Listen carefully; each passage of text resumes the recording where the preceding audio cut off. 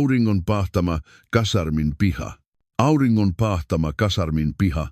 Keskellä harjoituskenttää nuori naispuolinen jääkäri oli sidottu tolppaan. Auringon pahtama, polttavan kuuma harjoituskenttä, keskellä sitä nuori naispuolinen jääkäri oli sidottu tolppaan.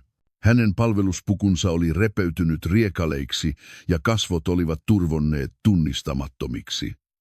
Vääpeli Mikael Korpela tarttui raaasti hänen hiuksiinsa ja kiskaisi pään taaksepäin armottomasti. Hänen kasvoilleen levisi ällöttävä virne. Eikö vieläkään mene kaaliin, senkin narttu? Hän nyökkäsi ja hänen vierellään seisova alikersantti Teemu Lehto napsautti kädessään olevan pienoispolttimen virran päälle. Terävä suhina ja sininen liekki roihahti raivoisasti. Korpela karjaisi kuin demoni. Näytän sinulle, miltä helvetti tuntuu. Palava liekki lähestyi hitaasti hänen mustia hiuksiaan. Tsi, kauhea ääni kajahti. Hiukset alkoivat palaa ja paha haju levisi kaikkialle. Mutta jääkäri ei huutanut. Hän vain puristi hampaitaan. Vain kuumat kyyneleet valuivat lakkaamatta hänen poskilleen. Sillä hetkellä kukaan paikalla olijoista ei tiennyt, että vain muutamaa minuuttia aiemmin hänen isänsä, Utin jääkärirykmenttiä komentava legendaarinen kenraali, oli saanut puhelun ja että hän oli tulossa. Todellinen myrsky oli vasta alkamassa. Suomen puolustusvoimien sydän, pimeyden ja valon kohtaamispiste, maanalaisen bunkkerin valtava johtokeskus, oli täynnä kylmää jännitystä. Kymmenien suuret näytöt heijastivat sinistä valoa salamoiden lailla eliittiupseerien teräville kasvoille. Alhainen koneen ääni jättiläismäisistä palvelimista oli ainoa sallittu melu tuossa tilassa.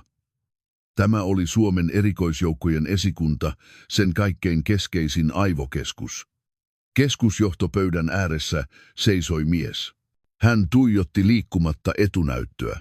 Näyttö oli jaettu useisiin osiin, näyttäen reaaliaikaisia vihreitä, pimeänäkölaitteella kuvattuja videoita sekä lennokkien korkearesoluutioisia tallenteita. Hänen nimensä oli Jussi Hukkanen. Arvo. Kenraaliluutnantti, Suomen erikoisjoukkojen komentaja, vihollisilleen paremmin koodinimellä, Haamu tunnettu legendaarinen henkilö. Hänen kasvoillaan ei näkynyt minkäänlaista tunnetta. Hän oli kuin hyvin veistetty graniitti, kova ja kylmä. Lukuisissa taisteluissa ja operaatioissa saadut heikot arvet todistivat vain epämääräisesti hänen kulkemastaan tiestä. Hänen katseensa oli naulittu näytön kohteeseen horjumatta.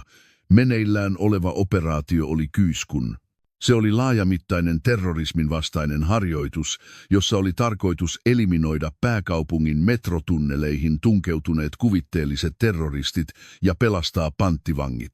Näytöllä mustiin taistelupukuihin pukeutuneet Utin jääkärien erikoisryhmän jäsenet liikkuivat äänettömästi. He liukuivat pimeydessä kuin leopardit. Jokainen liike oli tarkka kuin tuhansien harjoituskertojen hioma, täydellinen kone. Eräs operaatioupseeri raportoi jännittyneellä äänellä. Komentaja, Alfa-ryhmä on saapunut 50 metriä ennen kohdetta. Kuten odotettu, käytävään on asennettu lankalaukaisin. Jussi Hukkanen ei räpäyttänyt silmiäänkään, vaan suurensi lämpökamerakuvan näytöllä. Ohut punainen viiva kulki käytävän poikki. Hän painoi mikrofonin kytkintä. Hänen äänensä oli ainoa ääni, joka rikkoi johtokeskuksen hiljaisuuden, mutta sekin oli kylmä ja kuiva kuin koneääni. Bravo-ryhmä, kiertäkää sisään kellarikerroksen ilmanvaihtokanavan kautta. Alfa-ryhmä, odottakaa signaaliani.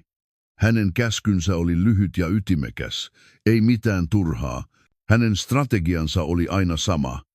Yllättää vihollinen, ilmestyä sieltä, mistä häntä vähiten odotetaan, ja lopettaa tilanne silmänräpäyksessä. Siksi hän oli Haamu. Näytöllä Bravo-ryhmä poisti hiljaa ilmanvaihtokanavan kannen.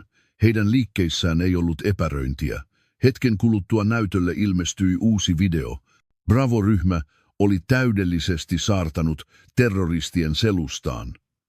Lankalaukaisin oli nyt hyödytön. Jussi Hukkasen suupielet kohosivat tuskin havaittavasti. Alfa-ryhmä sisään. Heti hänen sanansa sanottuaan, näytöllä välähdysgranaatti räjähti, pum töksähtävä pamaus ja valkoista savua kohosi. Pikiä mustiin taistelupukuihin pukeutuneet joukot syöksyivät metroasemalle salamannopeasti. Laukausääniä kuului ja terroristia näyttelevät sotilaat kaatuivat yksi toisensa jälkeen. Kaikki oli ohi vain 15 sekunnissa. Tilanne ohi. Kaikki panttivangit pelastettu turvallisesti. Johtokeskuksessa kuului matalia, helpottuneita huokauksia. Upseerien kasvoilta poistui vihdoin jännitys. Taas yksi täydellinen operaatiosimulaatio oli onnistuneesti päättynyt. Mutta Jussi Hukkasen kasvoilla ei ollut vieläkään muutosta. Hänelle menestys oli vain luonnollinen seuraus, ei mikään juhlan aihe. Hän kääntyi ottaakseen vastaan operaation loppuraportin, juuri silloin. Vrra! Hänen palveluspukunsa sisätaskusta kuului heikko värähdys. Kaikki johtokeskuksen katseet kääntyivät hetkeksi häneen. Kaikkien henkilökohtaisten viestintälaitteiden käyttö oli täällä ehdottomasti kielletty. Komentajakaan ei ollut poikkeus. Mutta Jussi Hukkasen puhelin oli erilainen. Se oli aina päällä, jotta hän voisi vastaanottaa puhelun vain yhdeltä numerolta. Hän epäröi hetken. Nyt oli aika vastaanottaa operaation purkuraportti. Mutta hänen rinnassaan alkoi hiipiä paha aavistus. Hän kohotti kätensä pysäyttääkseen upseerit. Pysähtykää hetkeksi. Hän käveli johtokeskuksen nurkassa olevaan äänieristettyyn tilaan. Hänen askeleensa olivat, kuten aina, hiljaiset ja päättäväiset. Hän otti puhelimen taskustaan. Näytöllä näkyi vieras numero. Se ei ollut hänen ainoan tyttärensä, Sinin, sallittu numero. Hänen otsansa rypistyi hieman. Roskapuhelin vai väärä numero? Hän oli aikeissa katkaista puhelun, mutta painoi puhelunäppäintä varmuuden vuoksi. Hän ei voinut sulkea pois mahdollisuutta, että jokin yksiköstä saattaisi ottaa yhteyttä, jos jotain tapahtuisi hänen sotilasuralle lähteneelle tyttärelleen. Heti kun hän toi puhelimen korvalleen, vastaanottimesta purkautui nuoren miehen hätääntynyt ja epätoivoinen ääni, melkein huuto. K-komentaja, oletteko todella te? Kenraaliluutnantti Jussi Hukkanen, erikoisjoukkojen komentaja. Jussi Hukkasen silmät terävöityivät heti. Hän tiesi hänen henkilöllisyytensä tarkasti. Tämä ei ollut pelkkä roskapuhelin. Hänen äänensä oli matala. Minä olen Jussi Hukkanen. Kuka sinä olet? Vastaanottimen ääni tärisi pelosta. Ympäriltä kuului törmäyksen ja särkymisen ääniä sekä heikkoa kiroilua. Minä olen jääkäri Sini Hukkasen kaveri. Nyt kasarmilla Sini. Sini joutui pahaan pulaan. Heti kun hän kuuli sen nimen, Jussi Hukkasen sydän tuntui putoavan lattialle. Hänen teräksinen sydämensä, joka ei ollut koskaan horjunut vuosikymmeniä kestäneillä taistelukentillä, alkoi sätkiä avuttomasti vain yhden nimen kuullessaan. Kaikki johtokeskuksen äänet katosivat hänen korvistaan. Hänen maailmassaan oli vain epätoivoinen ääni puhelimen toisessa päässä. Mikä hätänä? Puhu suoraan. Hän yritti pysyä mahdollisimman rauhallisena, mutta hän tunsi itsekin, että hänen äänensä tärisi hieman. Vastaanottimen toisessa päässä oleva sotilas melkein ulvoi. Vääpeli Korpela ja alikersantti Lehto, ne kusipäät, ne veivät Sinin varastoon ja pahoinpitelevät häntä julmasti juuri nyt. Ne keksivät jonkin typerän tekosyyn, että Sini muka vastusti niitä, vääpeli Korpela. Alikersantti Lehto. Jussi Hukkanen kaiversi nimet mieleensä kuin salamurhattavien nimet. Hänen nyrkissään oleva puhelin narisi särkyä. Veri katosi hänen kasvoiltaan ja hänen graniitin kaltaiset kasvonsa jäätyivät Siperian ikiroudan tavoin. Missä olette? Kainuun prikaatin pääesikunnan takana hylätyllä romuvarastolla. Pyydän, tulkaa nopeasti, muuten Sini kuolee. Aarg! Sillä hetkellä kuului vastaanottimesta karjaisu. Mitä hittoa sä täällä puhut? Sitten kuului töksähtävä isku. Pah! Kauhea ääni. ja puhelun soittaneen sotilaan lyhyen huudon jälkeen puhelu katkesi. Duut, duut, duut. Kylmä koneen ääni tunkeutui Jussi Hukkasen korviin. Hän seisoi paikallaan puhelin korvallaan, naulittuna lattiaan. Hänen takanaan Suomen eliittiupseerit odottivat pidättäen hengitystään komentajansa seuraavaa käskyä. He olivat juuri hetki sitten päättäneet täydellisen harjoituksen onnistuneesti, mutta komentajan säteilemä aura teki kaiken sen menestyksen merkityksettömäksi. Se oli niin hyytävä. Johtokeskuksen lämpötila tuntui pudonneen useita asteita. Kaikki tunsivat, että jotain oli mennyt pahasti pieleen. Tämä ei ollut heidän tuntemansa Haamun kuva. Heillä oli harhakuva siitä, että ilma hänen ympärillään paloi mustana raivosta. Jussi Hukkanen kääntyi hitaasti. Operaatiopäällikkö, majuri Kimmo Säästö, nielaisi kuivaa. Komentajan silmät eivät olleet enää ihmisen silmät. Ne olivat raivostuneen Jumalan silmät, hallitsemattoman pedon silmät, joka oli juuri tuhoamassa kaiken. Kylmäverinen strategi oli kadonnut. Tilalla seisoi vain raivokas susi, isä, joka oli vaarassa menettää ainoan tyttärensä. Jussi Hukkasen suu aukesi hitaasti. Hänen äänensä oli matala ja hyytävä, kuin se kaikuisi helvetin syvimmästä kuilusta. Majuri Säästö. Kyllä, kenraaliluutnantti.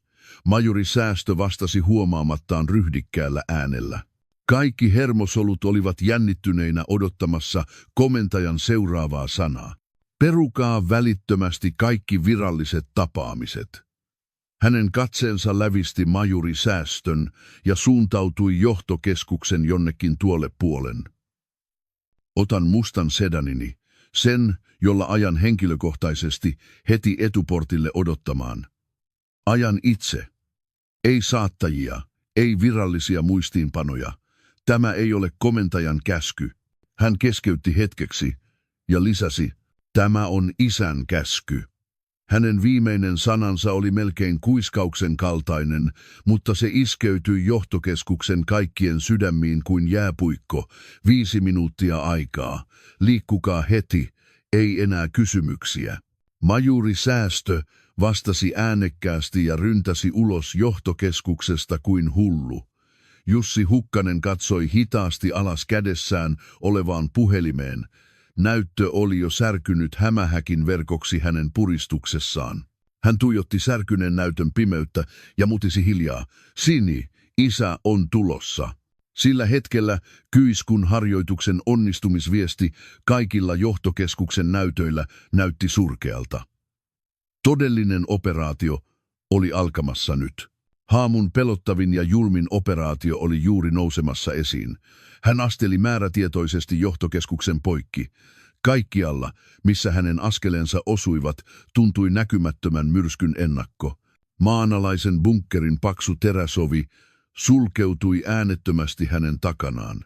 Sisä- ja ulkoilma olivat täysin erilaiset.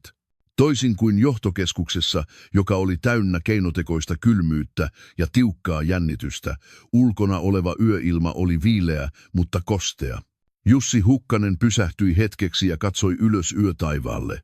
Pilvet peittivät taivaan matalalla, eikä yhtään tähteä näkynyt, kuin hänen sydämensä, vain pimeys.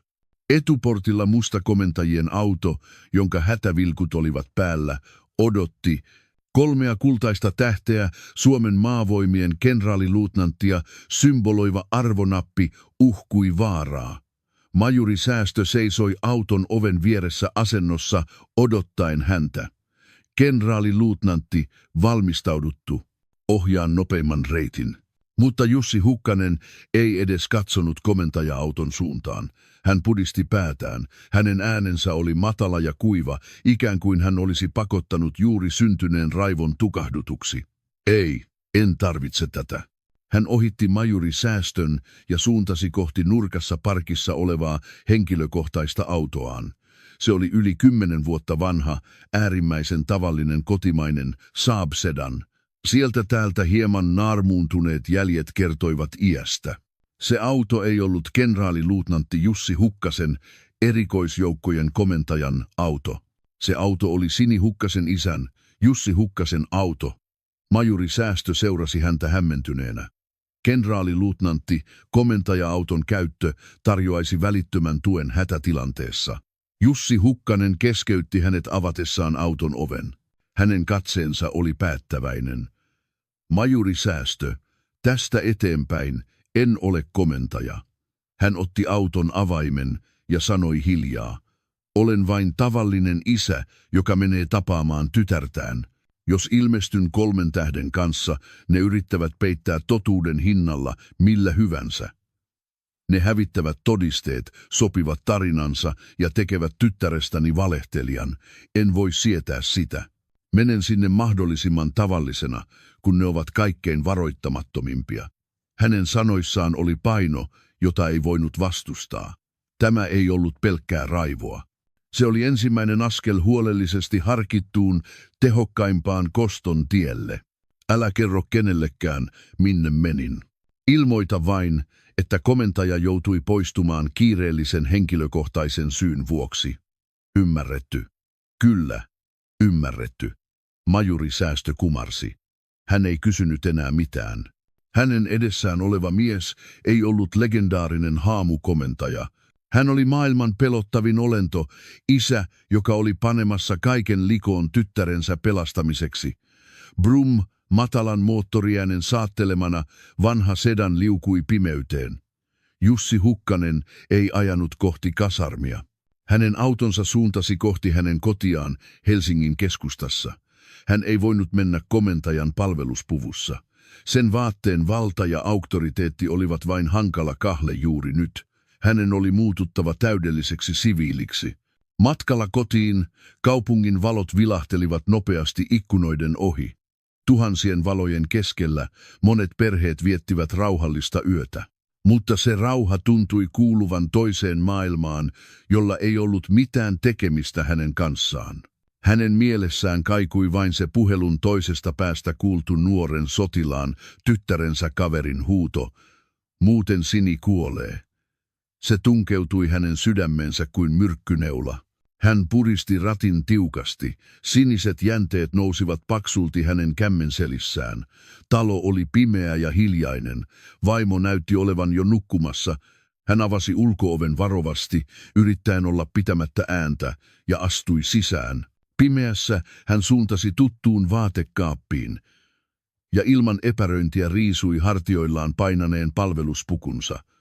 3 tähden arvomerkit, lukuisat kunniamerkit, heitettiin sattumanvaraisesti pimeyteen. Hän otti esiin vaatekaapin syvimmässä nurkassa olleet vanhat vaatteet. Haalistunut retkeilytakki, vanhat puuvillahousut, joiden polvet olivat hieman venyneet. Kuka tahansa olisi nähnyt hänessä vain tavallisen, väsyneen, keski-ikäisen miehen, joka oli juuri saapunut maalta. Hän seisoi peilin edessä. Peilissä ei ollut Suomen vahvinta sotilasta, haamua, vain surullinen isä, joka oli huolissaan tyttärestään. Juuri sen hän halusi. Kun hän oli aikeissa lähteä, jokin pöydällä kiinnitti hänen huomionsa. Se oli suuri ruokarasian. Vaimo oli aamulla rakkaudella valmistanut karjalanpiirakoita lähettääkseen niitä tyttärelleen. Siinä oli kiinnitetty vaimon siisti käsinkirjoitus. Tyttärellemme Sinille. Vaimo oli aina huolissaan, ettei tytär söisi tarpeeksi harjoitusleirillä. Piirakkarasiassa ei ollut vain ruokaa, vaan äidillistä, herkkää rakkautta tytärtä kohtaan. Jussi Hukkanen katsoi hetken piirakkarasiaa hiljaa. Hänen sydämensä puristui taas kivuliaasti. Hän nosti Karjalan piirakkarasian varovasti. Raskas paino välittyi hänen käsivarteensa. Hän päätti ehdottomasti luovuttaa tämän omalla kädellään tyttärelleen. Hän nousi takaisin autoon ja ajoi kohti Kajaania. Piirakkarasia oli etupenkillä, turvavyöllä kiinnitettynä, ikään kuin se olisi arvokas lapsi. Helsingin valot katosivat kokonaan ja alkoi pimeä maantie ilman katuvaloja. Kun hän ajoi ylös mutkittelevia maanteitä, yksi muisto menneisyydestä nousi selvästi hänen mieleensä. Se oli päivä, jolloin hänen tyttärensä liittyi armeijaan. Porin prikaatin edessä oli paljon perheitä, jotka lähettivät poikiaan ja tyttäriään. He pitelivät poikiensa käsiä kasvoillaan surua ja huolta, mutta hänen tyttärensä Sini oli erilainen. Vaikka lyhyeksi leikatut hiukset olivatkin ehkä outo, Sini oli rauhallinen ja ylpeä. Siinä hän näki itsensä nuorena, ja hän tunsi ylpeyttä. Vaimo purskahti itkuun, mutta hän ei itkenyt. Sen sijaan hän taputti tyttärensä olkapäätä ja antoi viimeisen ohjeen. Se oli ainoa neuvo, jonka hän antoi elämän kokemuksen omaavana isänä, ei komentajana. Hänen äänensä kaikui elävästi korvissa. Sini, isä on opettanut sinulle monia taistelutaitoja. Kuinka voittaa vihollinen, kuinka selviytyä ja kuinka voittaa. Hän pysähtyi hetkeksi ja katsoi suoraan tyttärensä silmiin. Hänen silmissään oli syvä luottamus ja myös hieman piilotettua levottomuutta. Mutta minä en ole opettanut sinulle, kuinka vaieta epäoikeudenmukaisuuden edessä tai kuinka kumartaa nöyrästi. Armeija on joskus paikka, jossa vääryys esiintyy oikeudenmukaisuuden varjossa. Jos näet sellaista epäoikeudenmukaisuutta edessäsi, älä koskaan käännä sille selkääsi. Hänen äänensä vahvistui. Taistele vastaan. Pane kaikki oppimasi likoon ja taistele vakaumuksesi puolesta. Älä koskaan vaikene.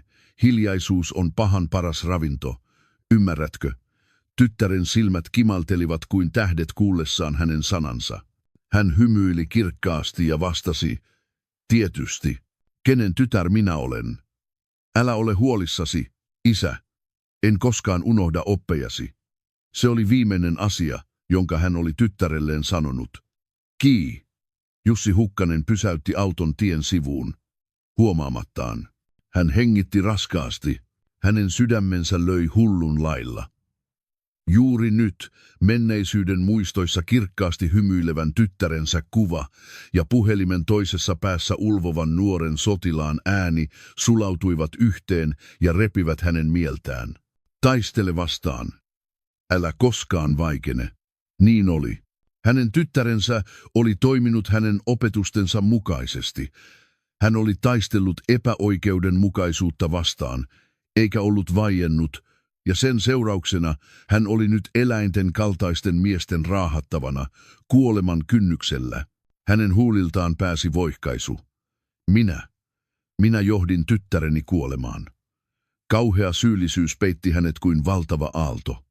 Olisiko hänen pitänyt opettaa häntä elämään pelkurimaisesti? Olisiko hänen pitänyt sanoa, että hän sulkisi silmänsä, jos hän näkee epäoikeudenmukaisuutta? Katumus ja raivo sekoittuivat ja tuntuivat repivän koko hänen ruumiinsa kappaleiksi. Hän löi päänsä rattiin. Töksähtävä ääni rikkoi auton hiljaisuuden. Mutta hän ei tuntenut kipua. Fyysinen kipu ei ollut mitään verrattuna siihen tuskaan, jonka hänen sydämensä tunsi. Kuinka kauan se kesti?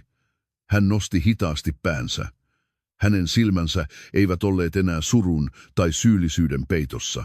Tilalla paloi vain puhdasta raivoa, joka oli kuumempi kuin helvetin liekit ja kylmempi kuin Siperian pakkanen.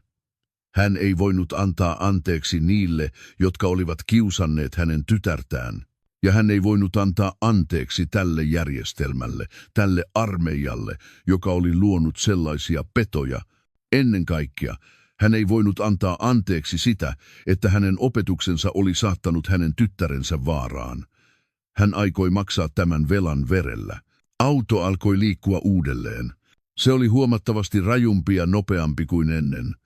Pimeydessä kiitävä vanha sedan ei ollut enää tavallisen isän auto. Se oli raivon ruumiillistuma, joka syöksyi kohti kostoa.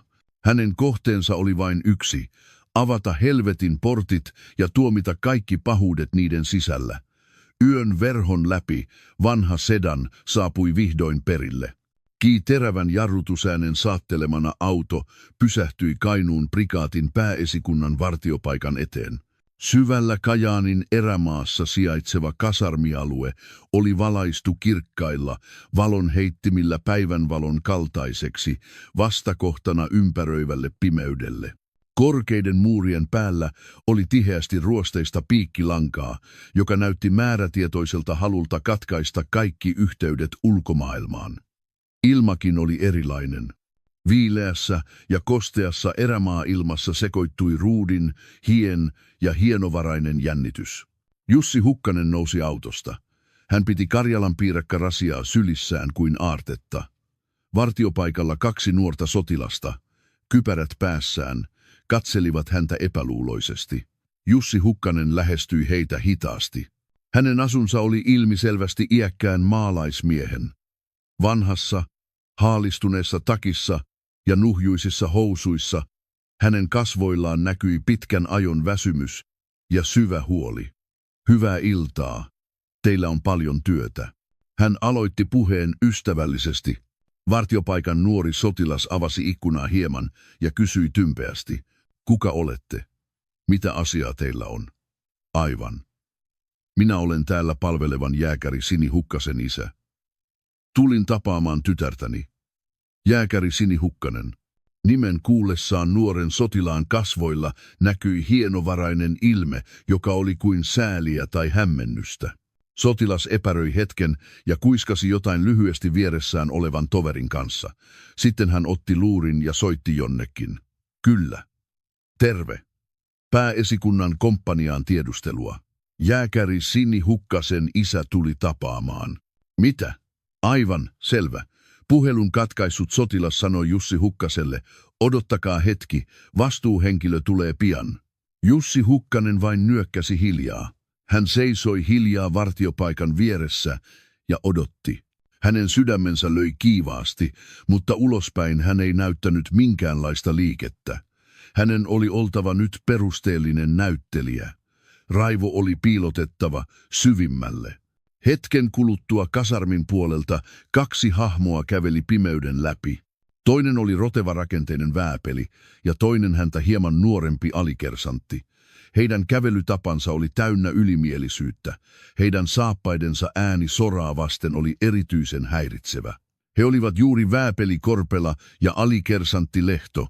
Vääpeli Korpela silmäili Jussi Hukkasta ylhäältä alas ylimielisesti. Hänen silmissään oli avointa halveksuntaa. Sinäkö olet Sini Hukkasen isä? Hänen äänensä oli heti alusta asti provosoiva. Jussi Hukkanen kumarsi päätään ja vastasi. Kyllä, olen Sini Hukkasen isä. Olen pahoillani myöhäisestä ajankohdasta. Jos olet pahoillasi, miksi tulit? Mitä hemmetin tapaamisia tähän aikaan? Korpelan vieressä seissyt alikersantti Lehto nauroi. Niin, tosiaan. Kuka luulee olevansa, että isäkin tulee tähän aikaan? Heidän pilkallisia sanojaan kuullessaan Jussi Hukkasen suonissa kiehui raivo kuin laava, mutta hän onnistui pitämään järkensä. Hän ojensi Karjalan piirakkarasian, jota hän piti sylissään. Ei muuta, mutta vaimoni leipoi näitä piirakoita tyttärelle syötäväksi. Ajattelin vain, että voisin antaa tämän ainakin. Hänen äänessään oli haikeaa hartautta. Vääpeli Korpela katsoi piirakkarasiaa ja nielaisi. Hänen kasvoilleen nousi ilkeä virne. Piirakoita. Luuletko, että meidän jääkärillämme on aikaa syödä jotain piirakoita?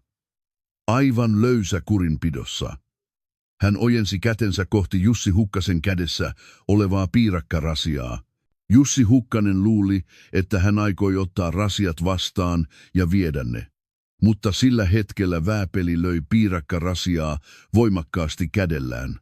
Töks, töksähtävä ääni. Jussi Hukkanen menetti rasiasta otteen. Piirakkarasia lensi kaaressa ja putosi märkään mutalammikkoon. Loiskis.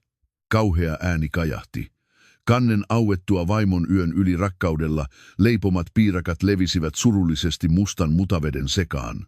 Perunat, riisit ja kaikki mausteet sekoittuivat likaiseen mutaveteen luoden näkymän, jota oli vaikea katsoa. Vaimon rakkaus ja vaiva olivat hetkessä muuttuneet liaksi. Vartiopaikalla olleiden nuorten sotilaiden kasvot kalpenivat. Tämä oli selvästi ylitetty raja. Mikael Korpela ja Teemu Lehto nauroivat sydämen pohjasta nähtyään näyn. Katsokaa nyt, tuollainen roska kuuluu juuri tuonne. Niin, sopii todella hyvin vääpeli. Jussi Hukkanen katsoi mutaveteen pudonneita piirakoita hiljaa. Hänen olkapäänsä tärisivät hieman. Korpela näki tämän ja luuli, että hän oli peloissaan tai itki surusta. Hei, vanha ukko, oletko surullinen? Jos haluat itkeä, ulvo ääneen. Naurua Korpela alkoi yhä ylimielisemmin taputella Jussi Hukkasen olkapäätä kädellään. Juuri silloin Jussi Hukkanen nosti päänsä hitaasti. Hänen kasvoillaan ei ollut surua eikä pelkoa. Hänen silmänsä eivät nauraneet. Ne olivat niin kylmät ja tyynet, että ne tuntuivat epätodellisilta. Kuin myrskyä edeltävä meri, silmät olivat tyhjät, vailla tunnetta. Kohdattuaan ne silmät Mikael Korpela tunsi puistatuksen selässään. Jussi Hukkasen suu aukesi hyvin hitaasti. Hänen äänensä ei ollut enää surullisen maalaismiehen ääni. Se oli legendaarisen komentajan ääni, joka oli katkonut lukemattomien vihollisten kauloja vuosikymmeniä. Se oli teräksinen ääni, josta kaikki tunteet oli karsittu pois. Vääpeli Korpela. Hän kutsui Korpelan nimeä matalasti. Korpela yllättyi hetken siitä, että hän tiesi hänen nimensä tarkasti, mutta palasi pian ylimielisyyteen. Mitä? Mistä tämä vanha ukko edes tietää nimeni? Jussi Hukkanen jätti hänen sanansa huomiotta. Hän osoitti mutaveteen pudonneita piirakoita sormellaan.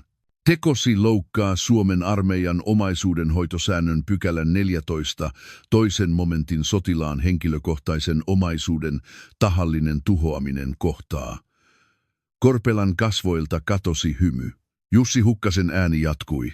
Se oli kuin jääkylmä ääni, jossa ei ollut värinää. Lisäksi sotilasperheen edessä käytetty loukkaava kielenkäyttö ja uhkaava käytös rikkovat suoraan sotilaskurilain pykälän 3, ensimmäisen momentin sotilaita ja heidän perheitään koskeva loukkaus ja kunnianloukkauskielto kohtaa. Ammattimaiset lakitermit valuivat ulos hänen suustaan sujuvasti ja Korpelan kasvot alkoivat jähmettyä. Vieressä seisova alikersantti Lehto ja vartiopaikan sotilaat tuijottivat Jussi Hukkasta epäuskoisesti. Miten tuon nuhjuisen maalaismiehen suusta saattoi tulla sellaisia sanoja? Jussi Hukkanen astui askeleen eteenpäin. Hänen varjonsa lankesi Korpelan kasvoille. Nuo 2 rikostasi johtavat sinut sotilassyyttäjän eteen ja vähintään virantoimituksesta erottamiseen, enintään erottamiseen koko palveluksesta. Jos minä toimitan tämän asian suoraan puolustusministeriön tarkastusvirastoon, hänen äänessään oli nyt avointa uhkaa. Haluatko, että selitän yksityiskohtaisemmin sotilasoikeudenkäynnin menettelyn ja odotettavan rangaistuksen, jonka tulet saamaan? Mikael Korpela jähmettyi täysin. Hikoilu valui hänen otsaltaan. Tämä vanha ukko ei ollut pelkkä tavallinen ihminen. Hänen katseensa, hänen puhetapansa, hänen säteilemänsä ylivoimainen aura. Se ei ollut sellaista, jota yksittäinen vääpeli voisi uhmata. Hän ymmärsi vaistomaisesti, että hän oli koskenut johonkin, mihin ei olisi saanut koskea. Hän astui taaksepäin askeleen vastoin tahtoaan.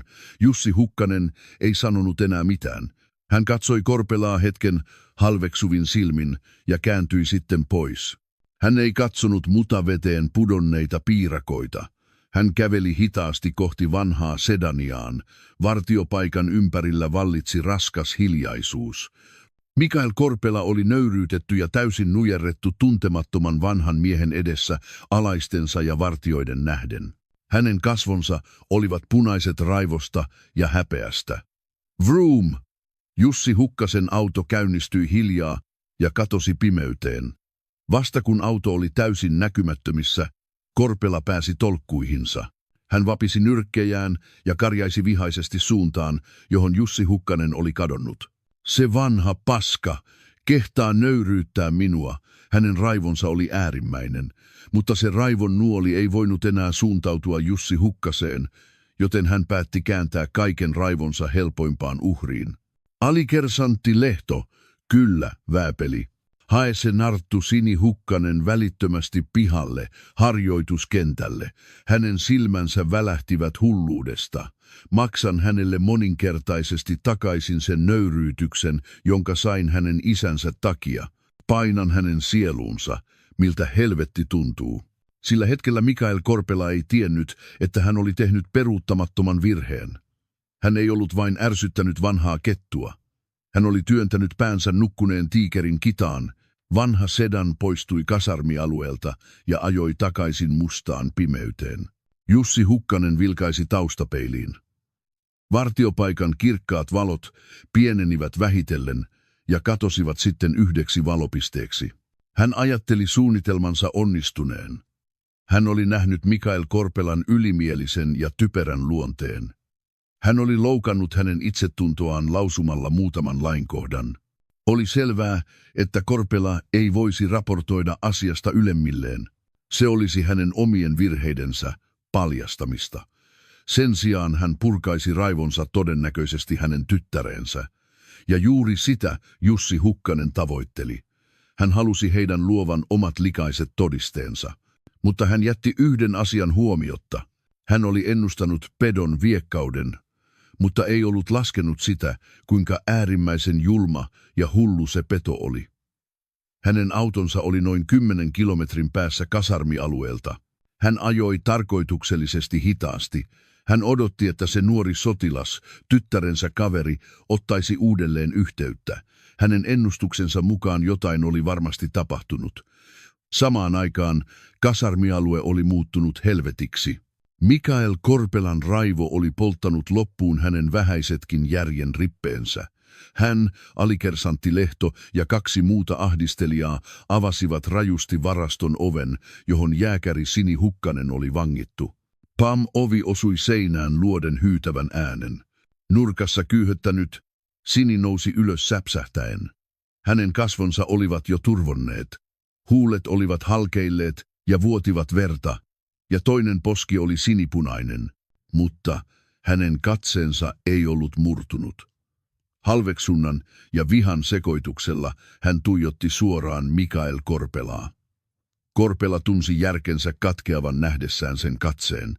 Se katse oli aivan samanlainen kuin se, joka oli nöyryyttänyt häntä hetki sitten, sen vanhan miehen katse. Senkin pirun narttu. Hän ryntäsi eteen, tarttui Sinin hiuksiin ja raahasi hänet ulos kuin säkkiä. Isäsi antoi minulle hienon kunniamerkin. Minä aion maksaa sen takaisin sinulle tänään. Sini ei huutanut kertaakaan, vaan puri hampaitaan kiinni ja antoi raahata itseään. He saapuivat harjoituskentälle, josta ihmiset olivat kaikonneet. Kaikkialla oli pimeyttä, ja vain vanha valonheitin kentän nurkassa heitti kalpeaa valoa heidän ylleen. Se näytti julmalta näyttämöltä. Sitone tuohon tolppaan, Korpela komensi. Lehto ja toiset sotilaat juoksivat ja sitoivat Sinin raaasti kentän keskellä olevaan vanhaan teräspylvääseen. Karkea köysi leikkasi hänen ihonsa univormun läpi. Tilanteen päästyä tähän pisteeseen Sinin kaveri, jääkäri Petri Mäki, ei voinut enää vain katsoa. Hän oli juuri se sotilas, joka oli soittanut salaa Jussi Hukkaselle. Hän oli piiloutunut kasarmin takana olevaan pimeyteen Korpelan katseilta ja katsonut kaiken kauhuissaan. Hänen kädessään oleva puhelin oli märkähiestä, sydän hakkasi hullun lailla, tuntui räjähtävän. Mikael Korpela lähestyi sidottua Siniä. Hän tarttui raaasti Sinin leukaan ja pakotti hänet katsomaan itseään. Tekeekö mieli pyytää armoa nyt? Sini sylki verta Korpelan kasvoille. Hyi helvetti, senkin roska. Korpelan kämmen läimäytti Sinin poskea. Kauhean äänen saattelemana Sinin pää kääntyi sivulle, suusta pulskahti taas verta, mutta hän tuijotti silti Korpelaa. Hänen silmissään ei ollut pelkoa, vain palavaa vihaa. Se periksi antamaton katse tuhosi Korpelan viimeisetkin järjen rippeet. Selvä, en pidä tuosta katseesta. Aivan samanlainen kuin isäsi, tuo saastainen katse, jolla katsot muita ylhäältä. Ennen kuin revin ne silmät irti, järjestän sinulle erityisen näytöksen. Hän nyökkäsi vieressään seisovalle alikersantti Lehdolle. Tuo se. Lehto epäröi hetken, mutta päätti sitten juosta autolle. Kun hän palasi, hänen kädessään oli työkalupakista otettu pienoispoltin. Nähdessään sen Petri Mäki pidätti henkeään pimeydessä. Ei kai. Mikael Korpela otti polttimen Lehdon kädestä ja napsautti virran päälle. Terävän suhinan saattelemana polttimen päästä sininen liekki nuoli ja paloi raivoisasti. Pimeydessä sinisenä palava liekki näytti paholaisen henkäykseltä. Korpela purskahti hullunmieliseen nauruun. Tiedän hyvin, kuinka tärkeitä hiukset ovat naiselle. Haluaisinpa nähdä, minkä ilmeen isäsi saa, kun näkee tämän. Hän toi palavan liekin hitaasti Sinin kasvojen eteen. Kuumuus osui hänen ihoonsa. Ei, älä tee sitä. Pimeydessä katsonut Petri Mäki päästi huomaamattaan pienen huudon, mutta hänen äänensä hukkui kentän viileään tuuleen. Hän tunsi koko kehonsa lamaantuvan pelosta, mutta painoi tärisevin käsin puhelimen soittonäppäintä uudelleen. Anna vastaus, pyydän. Tsih. Kauhea ääni kajahti harjoituskentällä. Sininen liekki alkoi nielaista sinin mustia, pitkiä hiuksia. Proteiinin paha haju levisi hetkessä kaikkialle. Kauniit hiukset muuttuivat hetkessä mustaksi tuhkaksi ja murenivat voimattomasti. Sini ei huutanut. Hän vain puristi silmänsä kiinni. Hänen tiukasti suljettujen huultensa välistä pääsi ulos voihke ja kuumat kyyneleet valuivat lakkaamatta hänen poskilleen. Se ei johtunut kivusta, se oli epätoivoista surua, ihmisarvon polttamisesta ja tallomisesta, juuri sillä hetkellä. Vrr. Jussi Hukkasen puhelin autossa, joka kiitää maantiellä, alkoi jälleen soida epätoivoisesti. Hän pysäytti auton heti tien sivuun, ikään kuin hän olisi odottanut sitä, ja vastasi puheluun välittömästi. Kii! Terävä renkaiden kitinä halkaisi yön hiljaisuuden. Hänen äänensä puhelimessa oli kylmä ja tyyni. Vastaanottimen toisesta päästä kuului Jääkärimäen melkein itkun sekainen hätäinen kuiskaukset. K-komentaja. Sini harjoituskentällä, ne laittoivat hänen hiuksiinsa tulen polttimella. Hiukset, poltin, tuli. Ne sanat iskivät Jussi Hukkasen aivoihin kuin leka. Hänen silmänsä muuttuivat hetkeksi valkoisiksi. Hänen järkensä aita murtui lopulta. Hänen vuosikymmeniä taistelukentillä keräämänsä kylmäverisyys ja itsehillintä särkyivät yhdessä hetkessä. Hänen kädessään oleva puhelin räsähti särkyen, mutta hän ei välittänyt. Hänen verensä tuntui kiehuvan koko kehossaan. Sydän tuntui räjähtävän raivosta. Vastaanottimen toisesta päästä jatkui Jääkärimäen ulvonta. Pyydän, pelastakaa hänet. Muuten hän todella kuolee. Jussi Hukkanen sulki silmänsä. Mutta hänen silmäluomien takana tyttären palavat hiukset ja itkevät kasvot piirtyivät selvästi kuin helvetin maisema. Kun hän avasi silmänsä uudelleen, hänen silmänsä eivät olleet enää isän silmät. Ne olivat haamun silmät, paholaisen silmät, joka oli palannut helvetistä tuomitsemaan ja tuhoamaan kaiken. Hän komensi särkynyttä puhelinta kohti äänellä, joka tuntui kaikuvan helvetin syvimmästä kuilusta. Kuulethan, sotilas. Kyllä. Kuuntele nyt tarkasti, mitä sanon. Älä piilottele enää. Kävele ylpeästi ulos ja välitä sanani tarkasti noiden roskien eteen. Hän otti hetken henkeä. Hänen äänessään ei ollut enää jälkeäkään tunteista. Vain jääkylmä, ehdoton auktoriteetti ja murhanhimo. Minä, Jussi Hukkanen, Suomen erikoisjoukkojen kenraaliluutnantti. Sen yhdellä lauseella Jääkärimäen hengitys tuntui pysähtyvän puhelimen toisessa päässä. Aktivoi haamuprotokolla välittömästi. Haamuprotokolla. Epävirallinen hätätoimenpideprotokolla, jonka vain harvat erikoisjoukkojen esikunnassa tiesivät. Se oli viimeinen keino, joka salli komentajan käyttää välittömästi kaikkia esikunnan käytettävissä olevia voimavaroja ilman minkäänlaista ylempää hyväksyntää tai menettelyä. Vahvin ja vaarallisin kortti, joka oli suunniteltu käytettäväksi vain kansallisen kumouksen tai sitä vastaavan pahimman hätätilanteen aikana. Jussi Hukkanen oli nostanut sen kortin esiin nyt tyttärensä puolesta. Hänen äänensä halkaisi yön pimeyden. Kohde, Kainuun, prikaatin pääesikunnan kaikki nopean toiminnan ryhmät, lähtö. Toistan, kukaan ei saa jäädä. Kaikki lähtö. Saapukaa lähettämääni koordinaattiin 15 minuutissa, 15 minuuttia. Tämä ei ole harjoitus. Hän katkaisi puhelun. Sitten hän käänsi auton hullun lailla. Rengasäänen särkyessä vanha sedan kääntyi 180 astetta ja alkoi syöksyä takaisin sitä helvettiä kohti, josta se oli juuri lähtenyt. Moottori ulvoi räjähtäen. Se ei ollut enää vanhan sedanin moottoriääni. Se oli isän raivokas karjaisu, joka oli valmis uhraamaan kaiken tyttärensä puolesta ja alkusoitto pian koittavalle veriselle tuomiolle. Haamu oli palaamassa metsästysmailleen.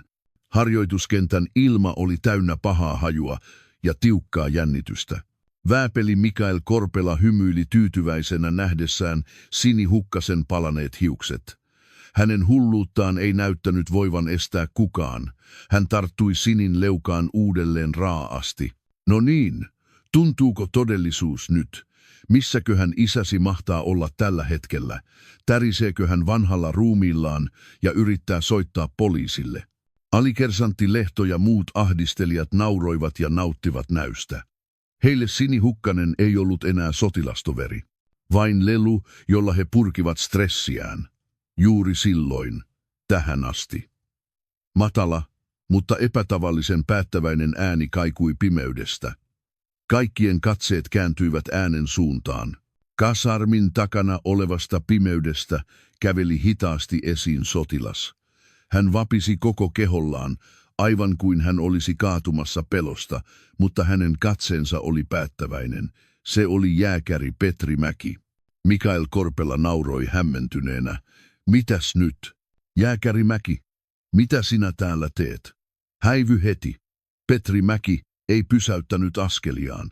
Hän käveli aivan Korpelan eteen. Hänen kädessään oli edelleen puhelin, jonka puhelu oli katkennut. Hän veti syvään henkeä ja lausui juuri kuulemansa helvetin äänen. Minä, Jussi Hukkanen, Suomen erikoisjoukkojen kenraaliluutnantti. Heti kun sanat kaikuivat harjoituskentällä, outo hiljaisuus laskeutui. Mikael Korpela ja Teemu Lehto eivät hetkeen ymmärtäneet sanojen merkitystä. Mitä?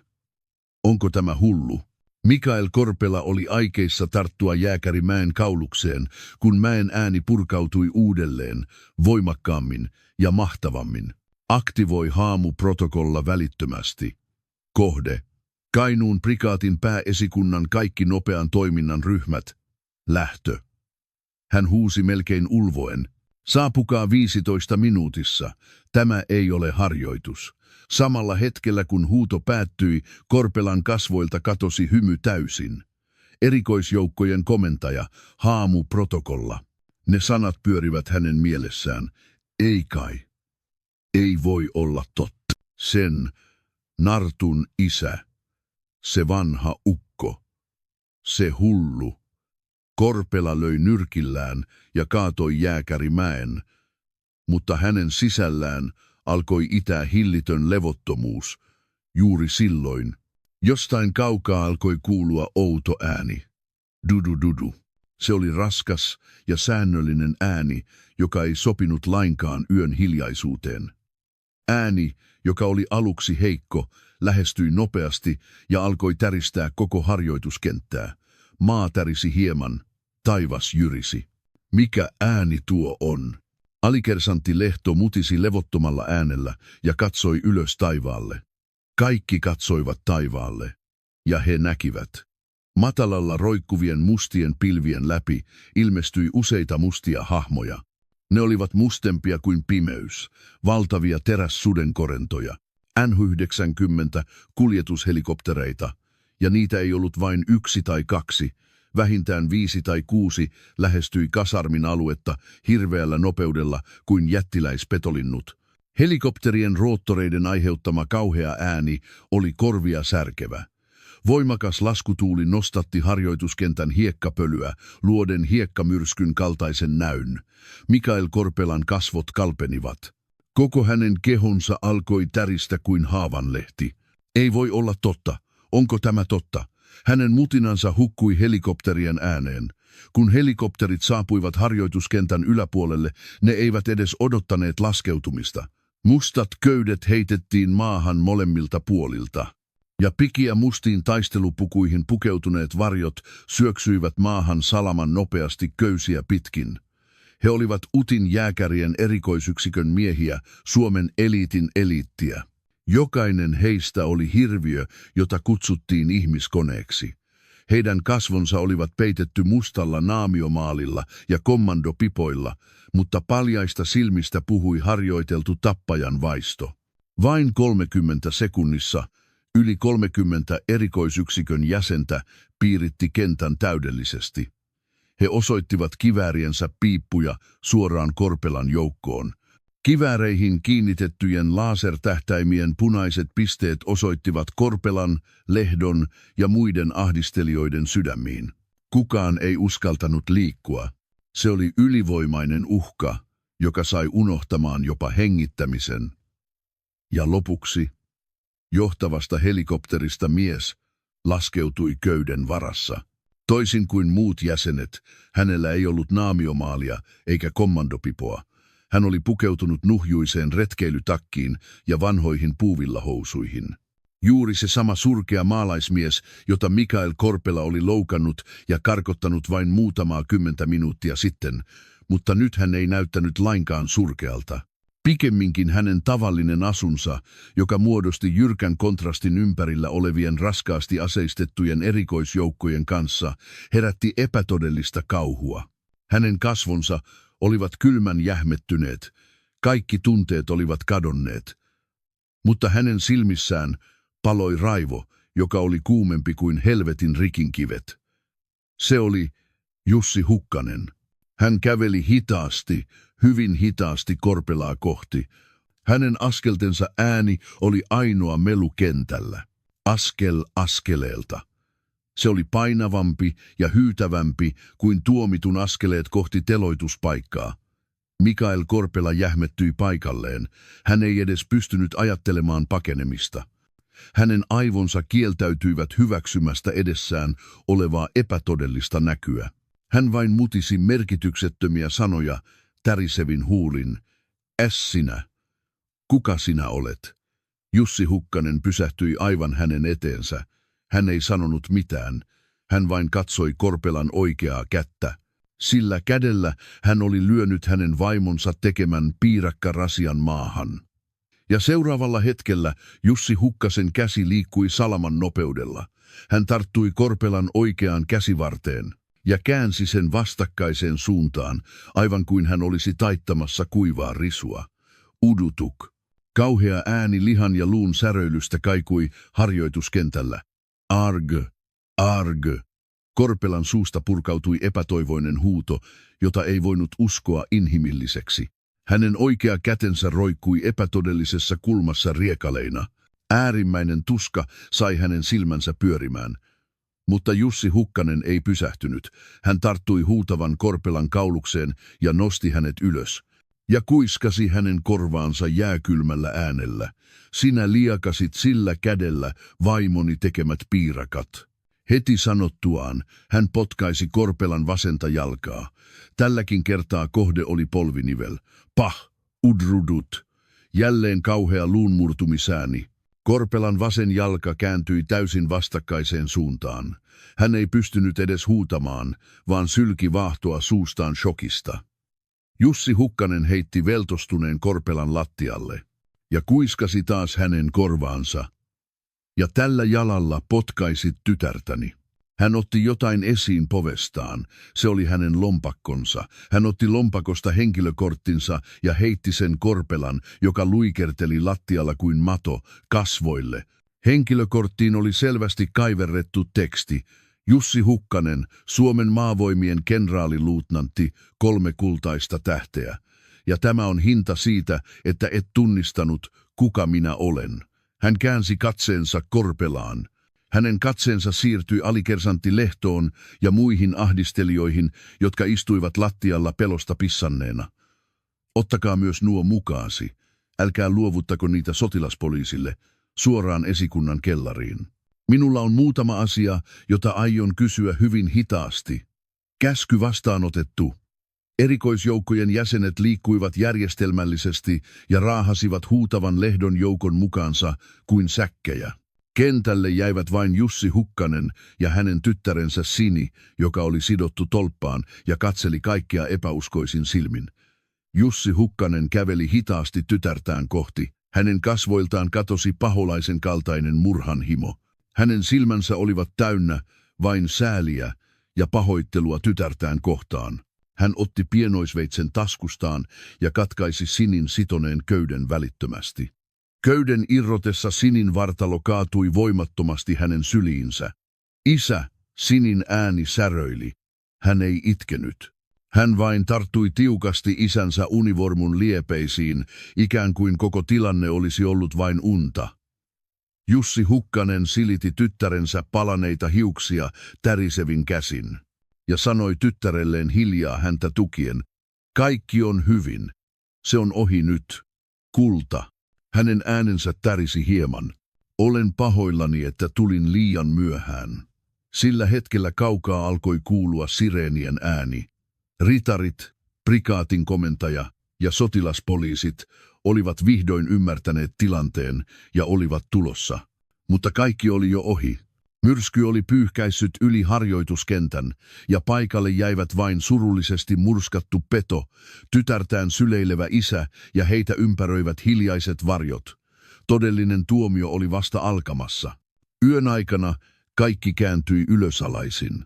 Yön aikana kaikki kääntyi ylösalaisin. Uutinen, että erikoisjoukkojen komentaja, kenraaliluutnantti Jussi Hukkanen, oli käyttänyt Suomen eliitti-erikoisjoukkoja, uutin jääkäreitä, henkilökohtaiseen kostoonsa, iski Suomeen valtavana myrskynä. Media ryntäsi paikalle odottaen. Internetportaalien etusivut olivat täynnä hänen kasvojaan ja provosoivia otsikoita. Shokki. Palveluksessa oleva kenraali käytti armeijaa tyttärensä puolesta. Kosto herättää kohun. Kansan armeija vai komentajan yksityisarmeija? Uhriksi väitetty sotilas. Menneisyyden palveluskelvottomuuspaljastuksia. Mikä on totuus? Yleinen mielipide heikkeni nopeasti. Ne, jotka aluksi olivat raivoissaan Korpelan teoista, käänsivät selkänsä, kun kuulivat komentajan käyttäneen armeijaa. Se oli selkeä toimivallan ylitys ja rajojen ylittäminen, mitä komentajan ei olisi pitänyt koskaan tehdä. Tilanne muuttui Jussi Hukkaselle pahimmaksi. Hänen takanaan ollut valtava voima, maavoimien komentaja, kenraali Ahti Vainio, alkoi vihdoin liikkua. Hän käytti mediaa hyväkseen ja esitti Jussi Hukkasen moraalittomana komentajana, joka sokeutui henkilökohtaisille tunteilleen ja romutti sotilaskurin. Korpela ja Lehto muuttuivat uhreiksi, jotka olivat ylireagoineet, mutta joutuneet komentajan laittoman väkivallan uhriksi. Puolustusministeriö piti hätäpalaverin. Lavalla seisova puolustusministeriön tiedottaja, everstiluutnantti Laakso, luki valmistellun käsikirjoituksen kylmän mekaanisesti. Tämä tapaus on valitettava, ja se on seurausta muutamien sotilaiden palveluskelvottomuudesta ja komentajan liiallisesta tunnepitoisesta reagoinnista. Puolustusministeriö tutkii asiaa perusteellisesti ja asettaa kenraaliluutnantti Jussi Hukkasen vastuuseen toimivallan väärinkäytöstä. Heidän strategiansa oli selvä. Vääristellä taitavasti totuutta, hämärtää asian ydin ja vaihtaa syylliset ja uhrit. Se oli tyypillisin ja tehokkain tapa, jolla valtava organisaatio murskaa yksilön. Jussi Hukkanen oli vapautettu kaikista tehtävistään ja odotti esikunnan majoituksessaan. Mutta hän ei istunut voimattomana. Hän oli odottanut tätä kaikkea, ja hänen valmistelemansa vastaiskun näyttämö oli juuri siellä, missä viholliset puhuivat itsevarmimmin, keskellä mediaa. Hän otti suoraan yhteyttä puolustusministeriön lehdistöhuoneeseen. Hän oli pyytänyt hätälehdistötilaisuutta kertoakseen koko totuuden. Lehdistötilaisuuden päivänä puolustusministeriön briefinghuone oli täynnä toimittajia. 100 kameran linssit kimaltelivat kuin hirviön silmät kohti lavaa. Ilmassa sekoittui tiukka jännitys ja odotus pian räjähtävästä uutisesta.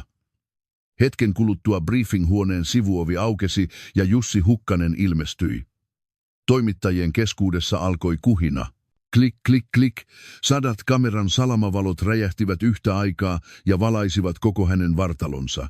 Hänellä ei ollut yllään 3 tähden arvomerkkejä sisältävää loisteliasta juhlapukua, vaan yksinkertaisin mahdollinen taistelupuku.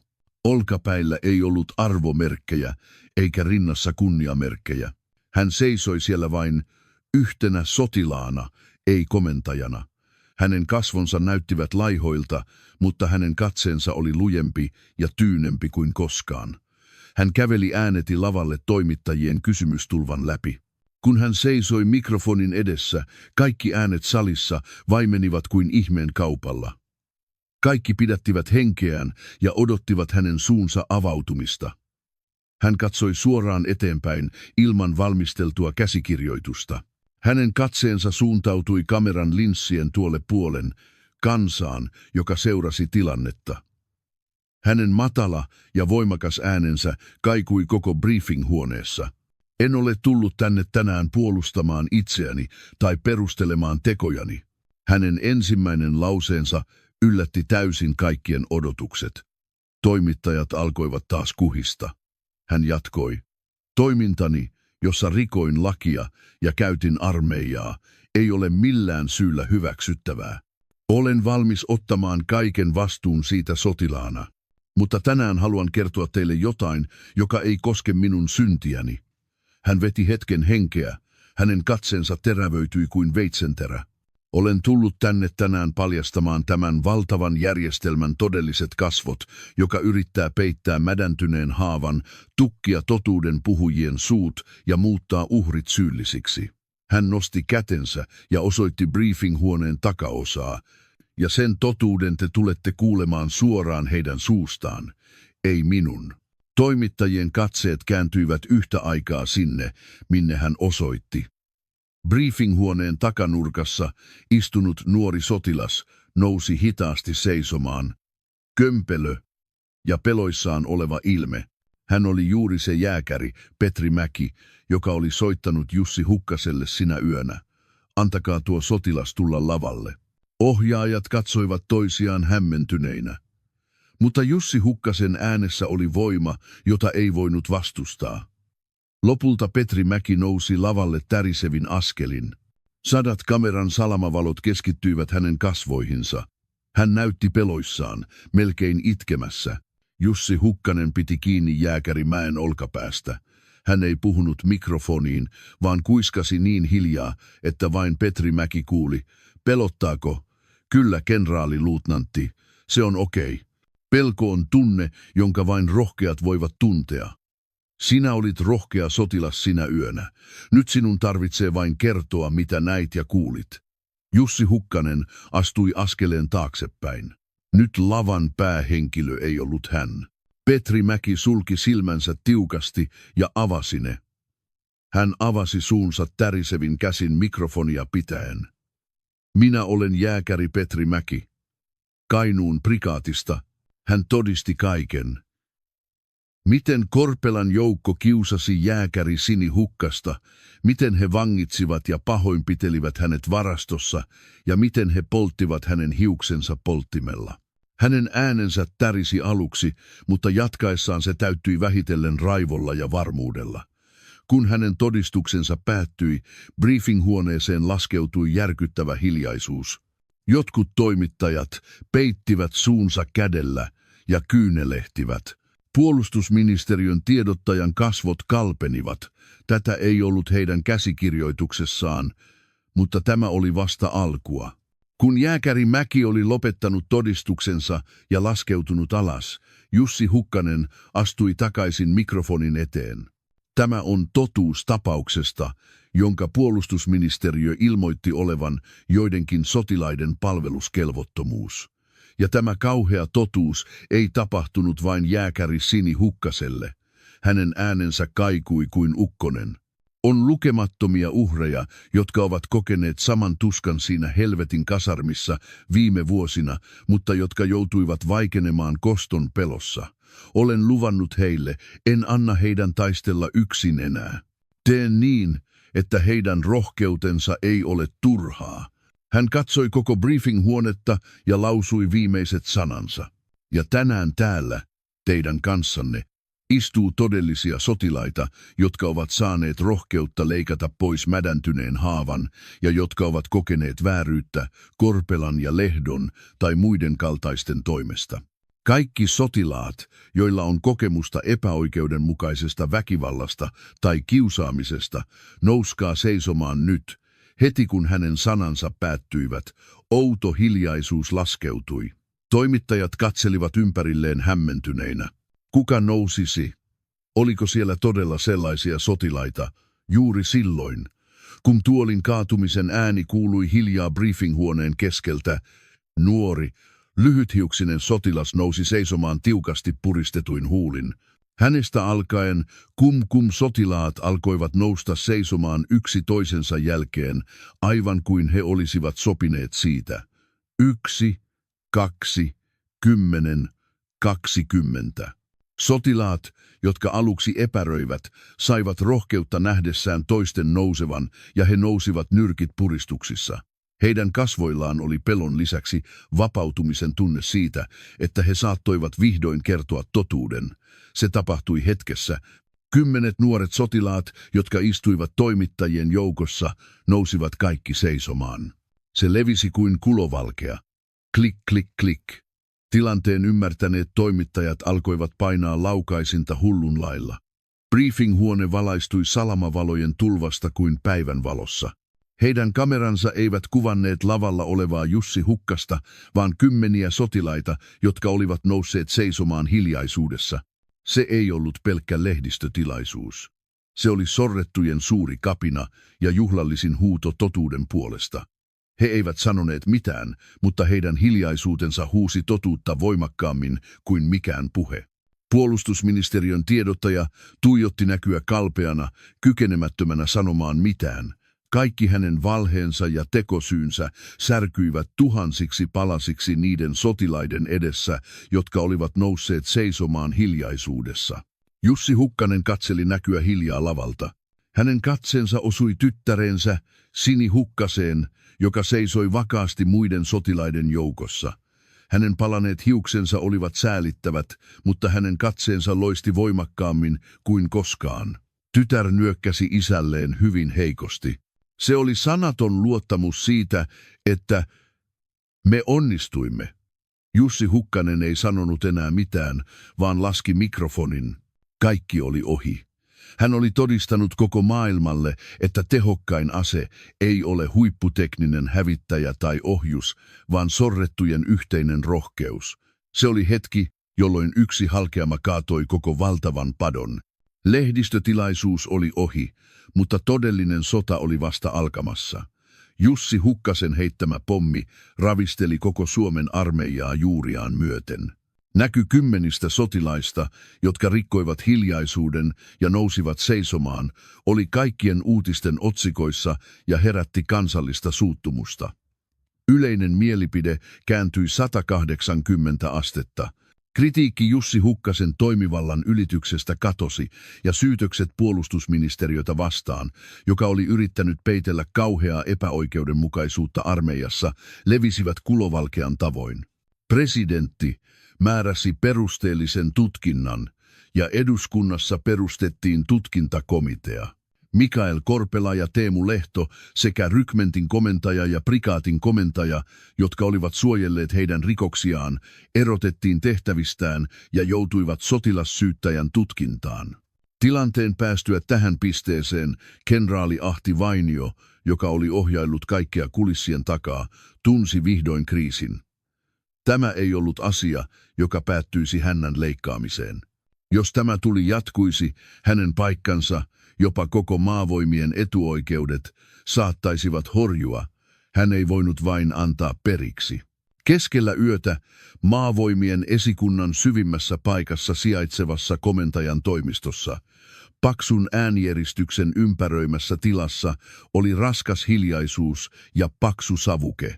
Kenraali Vainio istui valtavan työpöydän ääressä ja tuijotti hiljaa savukkeen pimeässä hehkuvaa valoa. Hänen kasvonsa olivat piilossa pimeydessä, mutta välähdyksissä hänen silmänsä välähtelivät kylmänä kuin käärme. Jussi Hukkanen. Se kirottu käärme. Hän mutisi hiljaa kirosanan. Hän oli aliarvioinut Jussi Hukkasen.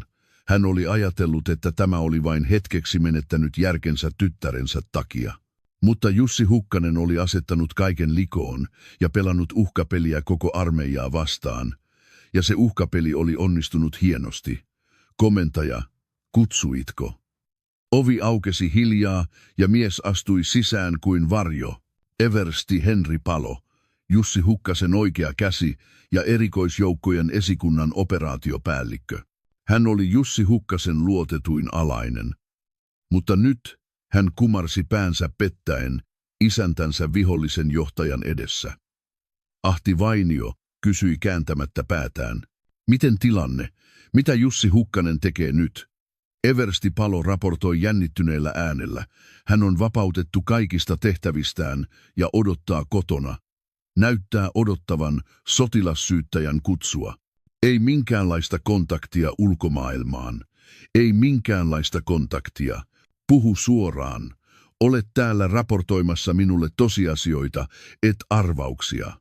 Ahti Vainion äänessä oli kylmä terä. Henri Palo nielaisi kuivaa. Olen pahoillani. Tähän mennessä ei ole havaittu mitään epätavallista liikettä. Hyvä.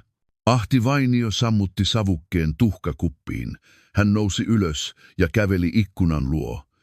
Ikkunan ulkopuolella näkyi puolustusministeriön yömaisema, lukuisia valoja. Mies, jolla oli kaikki valta jalkojensa alla.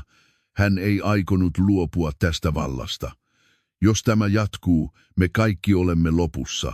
Meidän on käännettävä kansan katse toiseen suuntaan, paljon suurempaan ja paljon provosoivampaan asiaan. Hän kääntyi hitaasti. Hänen silmänsä välähtelivät hulluudesta. Pohjois-Korean pojat antavat meille hyvän tekosyyn. Henri Palon kasvot kalpenivat. Komentaja, et kai aio. Ahti Vainion suupielille nousi ilkeä virne. En aio aloittaa sotaa. Aion vain luoda pienen sodan kynnyksen tunnelman, jotta ihmisillä ei olisi aikaa välittää muutamista mädäntyneistä omenoista armeijan sisällä. Hän lähestyi Henri Paloa ja taputti hänen olkapäätään kädellään. Operaation nimi on Tulimyrsky, Fierestorm. Pidän siitä. Hänen äänensä tunkeutui Henri Palon korvaan kuin käärmeen kuiskaus. Meillä on Pohjois-Korean rajalla, Cheorvonin alueella, yksi suljettu vartiosto, jota olemme hoitaneet. Paikka, jota kukaan ei ole käyttänyt vuosiin. Hän osoitti sormellaan valtavaa sotilaskarttaa toimistohuoneen seinällä. Sinä, valtuuksillasi, saat ihmisesi erikoisjoukoista asentamaan sinne pienen määrän räjähteitä, jotta se näyttäisi siltä, että Pohjois-Korean joukot olisivat tulleet salaa asentamaan ne. Ja sitten hän osoitti kartalla toista kohtaa. Tykistöjoukkojen sijainti. Täällä tykistöjoukoissa yksi granaatti laukaistaan vahingossa väärällä koordinaatilla. Tietysti sen granaatin täytyy osua juuri niihin räjähteisiin, jotka me asensimme. Henri Palo unohti hengittää. Tämä oli hulluutta, vaarallinen uhkapeli kansallisen turvallisuuden kustannuksella. Komentaja, se on liian vaarallista. Jos jokin menee pieleen, se voi todella johtaa täysimittaiseen sotaan. Ole hiljaa. Ahti Vainion huuto kaikui huoneessa. Vaarallista. Onko olemassa jotain vaarallisempaa kuin se, että minun pääni on vaarassa katketa? Tämä on käsky. Sinun tarvitsee vain tehdä, mitä käsken. Jos onnistut, lupaan sinulle sen kenraalin paikan, jota olet niin kovasti halunnut. Mutta jos epäonnistut, tai jos tästä suunnitelmasta vuotaa sanaakaan ulos, hän toi kasvonsa lähemmäs Henri Palon korvaa ja kuiskasi hyytävästi, sinä ja perheesi katoatte hiljaa tästä maailmasta. Et kai ole unohtanut, millainen mies minä olen. Henri Palon koko keho jähmettyi pelosta. Hänellä ei ollut valinnan varaa. Hän oli jo ylittänyt sen joen, jolta ei ollut paluuta. Käsky vastaanotettu.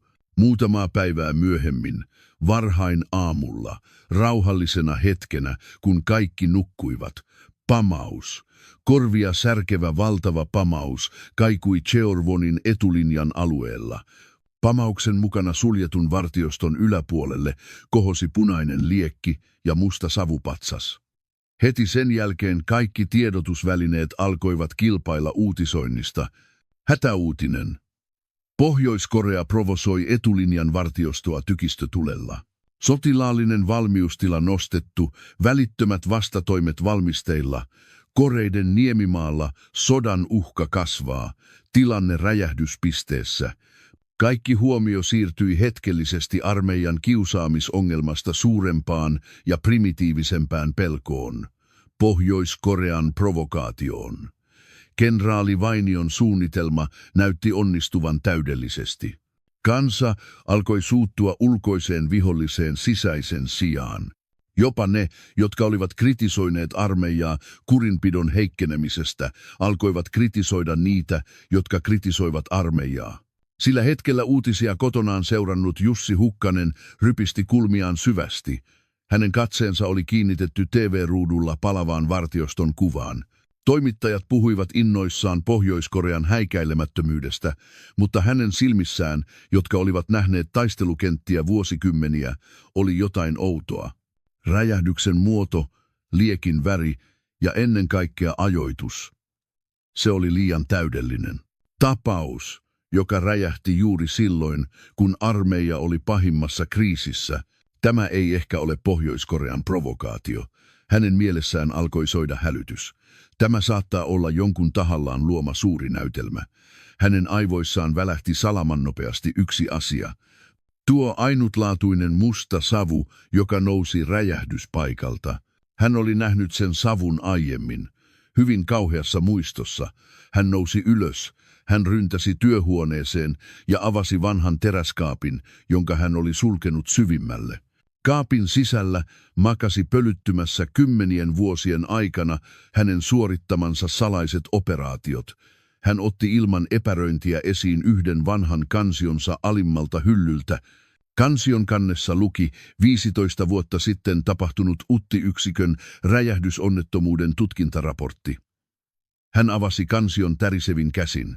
Haalistuneet valokuvat ja tiheästi kirjoitetut raportit. Hänen katseensa pysähtyi onnettomuuspaikan valokuvaan. Harjoitusalue, joka oli tuhoutunut tunnistamattomaksi, ja sen takaa nouseva musta savu. Se oli täysin samanlainen kuin TV-ruudulla oleva savu. 15 vuotta sitten tapahtunut kauhea onnettomuus, jossa 12 erikoisjoukkojen sotilasta, mukaan lukien hänen lähimmät toverinsa, kuolivat mystisessä räjähdyksessä harjoituksen aikana. Tuolloin nuorena upseerina Jussi Hukkanen osallistui onnettomuustutkintakomiteaan. Hän löysi paikalta epäillyn viallisen räjähteen jäännöksiä ja esitti epäilyksiä, että kyseessä ei ollut pelkkä harjoitusonnettomuus. Mutta hänen silloinen esimiehensä, prikaatin komentaja, sivuutti hänen raporttinsa ja päätti tapauksen kiireellisesti pelkkänä harjoitusvirheestä johtuvana turvallisuusonnettomuutena. Hän ei voinut enää esittää vastalauseita. Voimattoman nuoren upseerin ääni oli liian heikko valtavan organisaation edessä, ja se suora esimies, joka oli sivuuttanut hänen raporttinsa ja peittänyt tapauksen kiireellisesti, hänen nimensä oli Ahti Vainio. Sillä hetkellä kaikki palapelin palaset loksahtivat hänen mielessään yhteen. Tämä ei ollut Pohjois-Korean provokaatio. Tämä liittyi siihen 15 vuoden takaiseen tapaukseen. Ahti Vainio oli luomassa tämän kauhean näytelmän täsmälleen samalla tavalla, käyttämällä samoja aineita kuin 15 vuotta sitten, piilottaakseen jotain tai pelastaakseen itsensä kriisistä. Mutta miten? Miten Ahti Vainio olisi voinut suunnitella ja toteuttaa tämän kaiken yksin? Hän tarvitsi ehdottomasti sisäpiiriläisen apua. Henkilön, joka tunsi erikoisjoukkojen toimintatavat ja räjähteet, ja se yksi henkilö, johon hän luotti eniten ja jonka kanssa hän oli jakanut kaikki suunnitelmansa. Eversti Henri Palo. Hyytävä aavistus kulki hänen selkäpiitään pitkin. Ei kai, ei, se ei voinut olla totta. Hän oli ainoa alainen, jolle hän oli voinut uskoa henkensä. Jussi Hukkanen otti tärisevin käsin luurin. Hän soitti epävirallista linjaa pitkin entiselle alaiselleen Utin jääkäreissä, joka odotti edelleen hänen käskyään. Täällä, Jussi. Tutki välittömästi eversti Henri Palon viimeisen viikon liikkeet, epävirallisesti, kenenkään tietämättä. Ja kaiva uudelleen esiin se puolustusalan yritys, joka oli mukana armeijan lahjontaskandaalissa 15 vuoden takaisessa räjähdyksessä. Heti, puhelun katkaissut Jussi Hukkanen tuijotti punaiseksi muuttunein silmin. Jos hänen aavistuksensa oli oikea, tämä ei ollut vain kosto tyttären puolesta. Tästä tuli hänen viimeinen sotansa, jossa hän joutui kostamaan 15 vuotta sitten epäoikeudenmukaisesti kuolleiden tovereidensa puolesta ja repimään juurineen irti sen valtavan pahan, joka piileskeli sotilaan nimen takana ja söi maata. Hän tuijotti pimeyttä ikkunan ulkopuolella. Ahti Vainio, sinä tapoit veljeni kahdesti.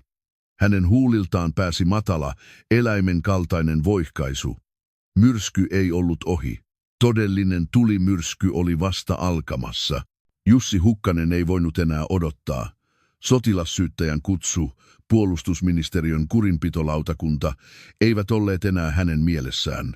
Vihollinen hänen edessään ei ollut enää Mikael Korpelan kaltainen pikkupiru.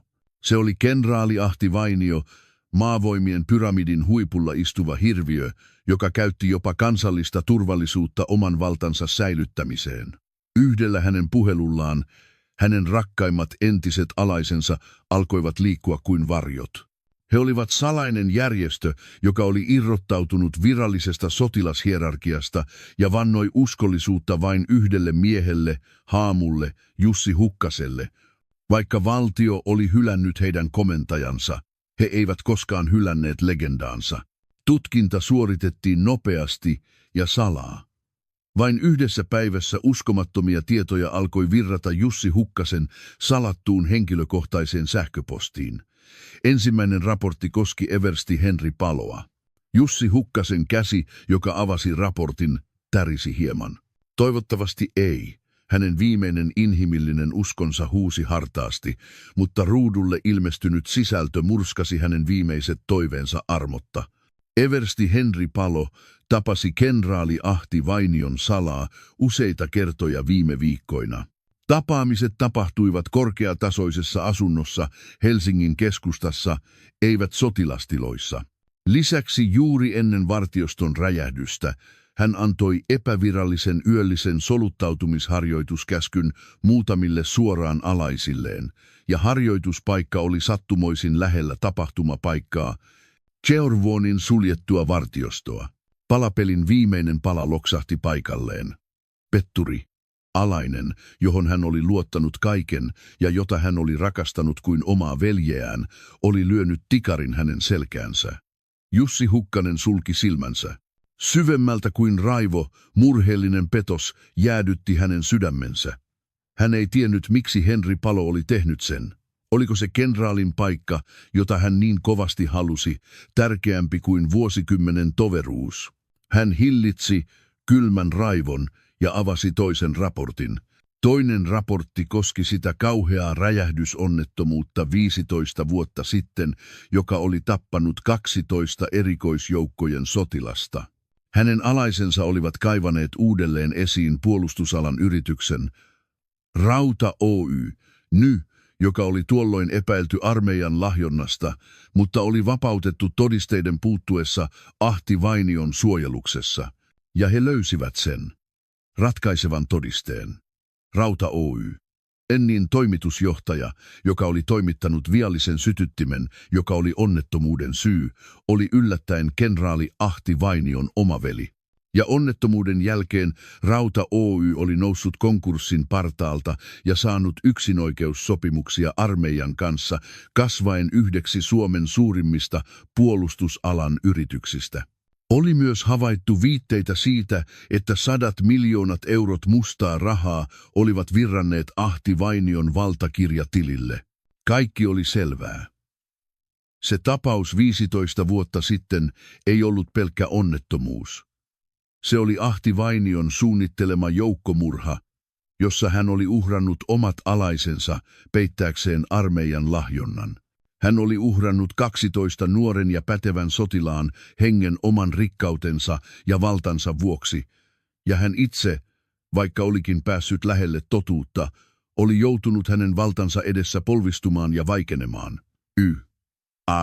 Jussi Hukkasen suusta pääsi eläimen kaltainen ääni. Hän löi nyrkillään pöytää. Pam töksähtävän äänen saattelemana massiiviseen puupöytään tuli halkeamia ja verta alkoi vuotaa hänen kämmen seläistään, mutta hän ei tuntenut kipua. 15 vuotta häntä vaivanneen syyllisyyden todellinen olemus oli vihdoin paljastunut. Hän ei ollut vain jättänyt totuutta paljastamatta. Hän oli ollut rikoskumppani, joka oli päästänyt murhaajan menemään. Ja sen syyllisyyden takia hän oli opettanut tyttärelleen, ettei pidä vaieta, vaan taistella. Hän oli halunnut, että hänen tyttärensä eläisi toisenlaisen elämän kuin hän itse, mutta se opetus oli lopulta saattanut hänen tyttärensä vaaraan.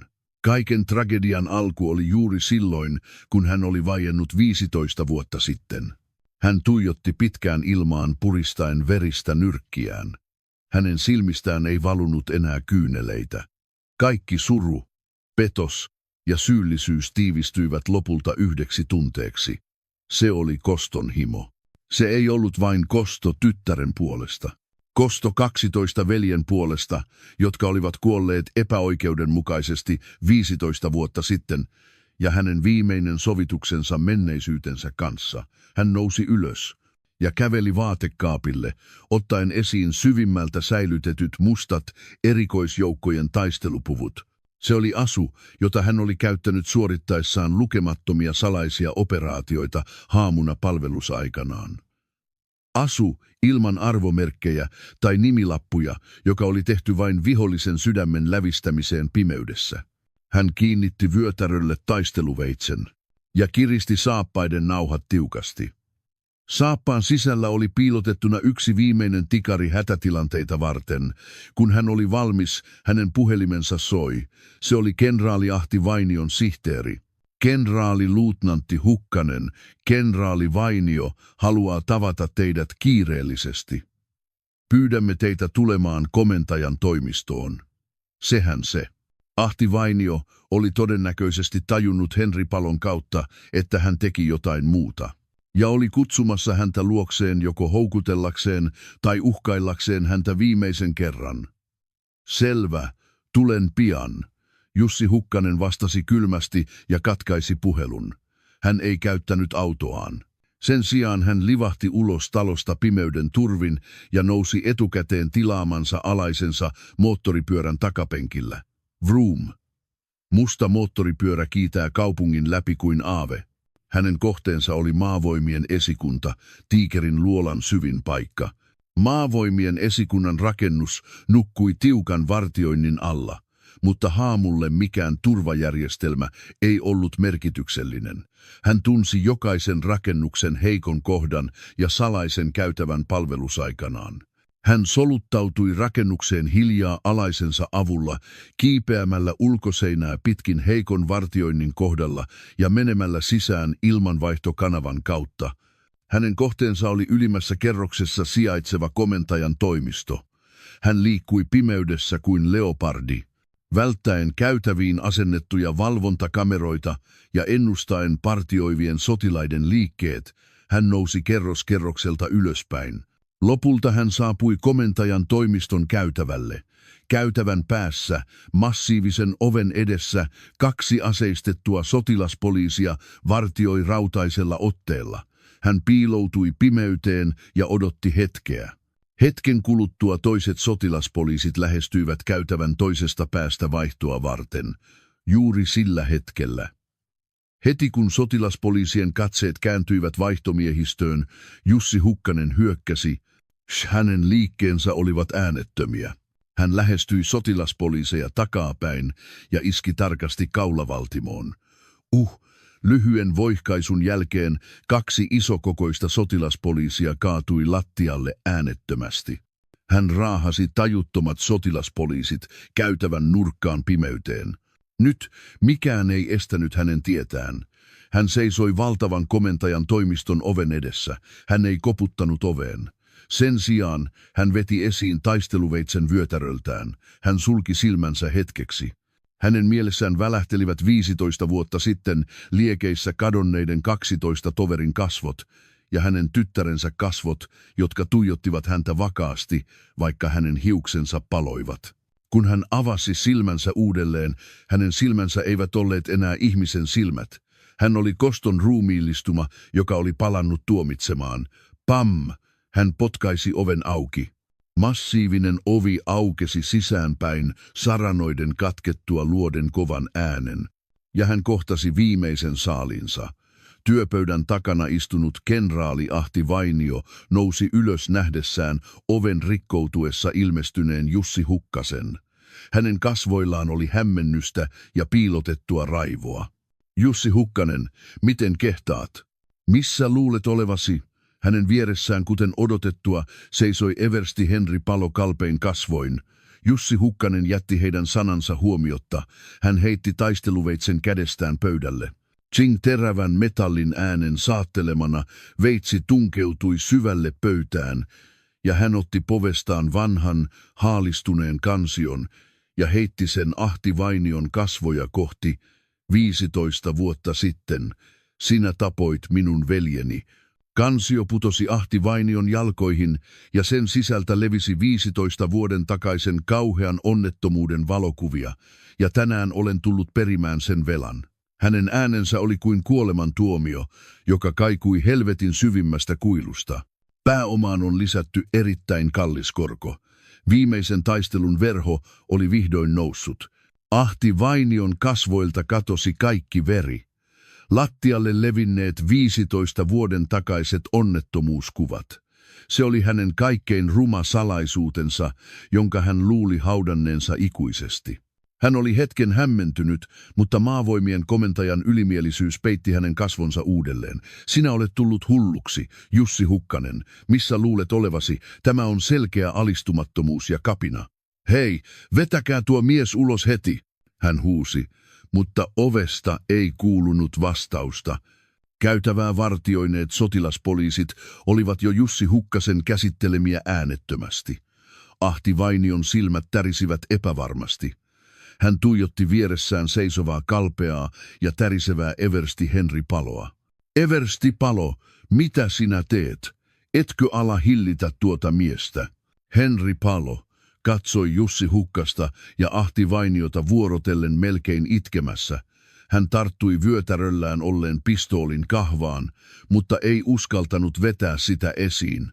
Hänen edessään seisova mies oli ollut hänen opettajansa ja mentorinsa, joka oli opettanut hänelle kaiken taistelutaidon vuosien ajan. Jussi Hukkanen ei edes katsonut Henri Paloa. Hänen silmänsä olivat kiinnitettynä vain Ahti Vainioon, hänen päävihollisensa. Turha tulla petturin kanssa. Ahti Vainio, tänään sinun ja minun on selvitettävä tämä kahden kesken. Jussi Hukkasen sanojen jälkeen Henri Palo lopulta laski kätensä pistoolin kahvasta ja pudotti päänsä. Hänen petturuutensa ei lopulta muuttanut mitään. Tilanteen kääntyessä epäedulliseksi Ahti Vainio avasi pöytälaatikon ja veti esiin oman pistoolinsa. Hän osoitti tärisevin käsin piippua Jussi Hukkaseen. Älä tule lähemmäs, jos liikut askeleenkin, ammun todella. Mutta Jussi Hukkanen tuhahti hänen uhkaukselleen. Ammu. Luuletko, että sinun kaltaisellasi roskalla on pokkaa vetää liipaisimesta? Osaat vain piileskellä voimattomien alaistesi takana. Hän alkoi kävellä hitaasti kohti Ahti Vainiota, askeleen kerrallaan. Hänen liikkeissään ei ollut epäröintiä. Missä sinä olit 15 vuotta sitten, kun veljeni kuolivat liekeissä? Laske laskua saastaisille rahoille, jotka sait heidän hengestään. Yksi askel. Ja missä sinä olit, kun tyttäreni hiukset poltettiin silmiesi luomien petojen toimesta?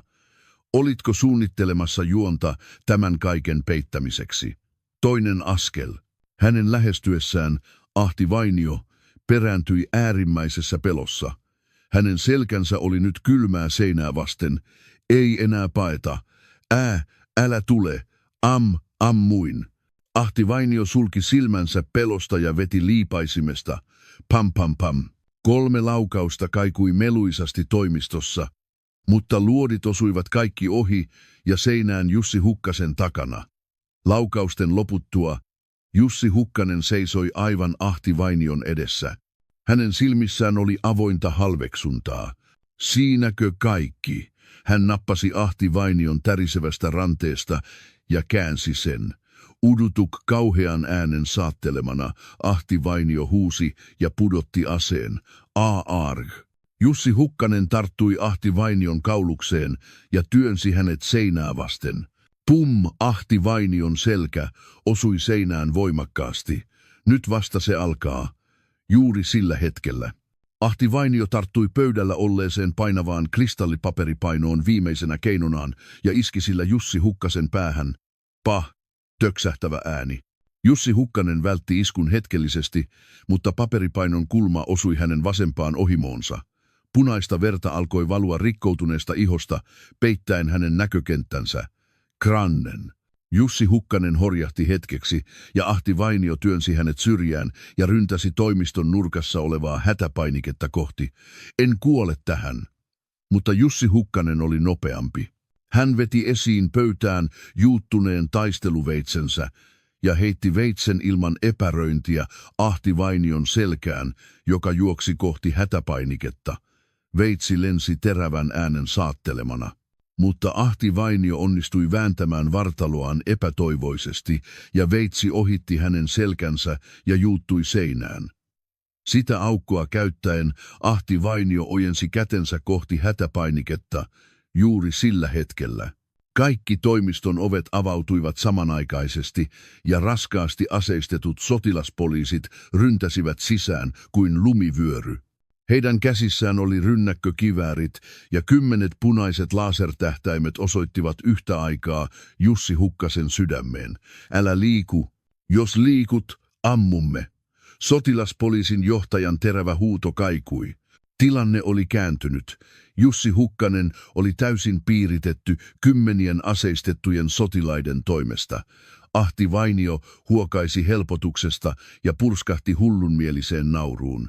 Haha, se on ohi, Jussi Hukkanen. Sinä olet lopussa nyt. Sinut tullaan muistamaan historiankirjoissa kapinallisena, joka tunkeutui luvatta komentajan toimistoon ja yritti murhata komentajan. Hän huusi sotilaspoliisin johtajalle. Mitä te odotatte? Ampukaa se mies kuoliaaksi heti. Sotilaspoliisit epäröivät.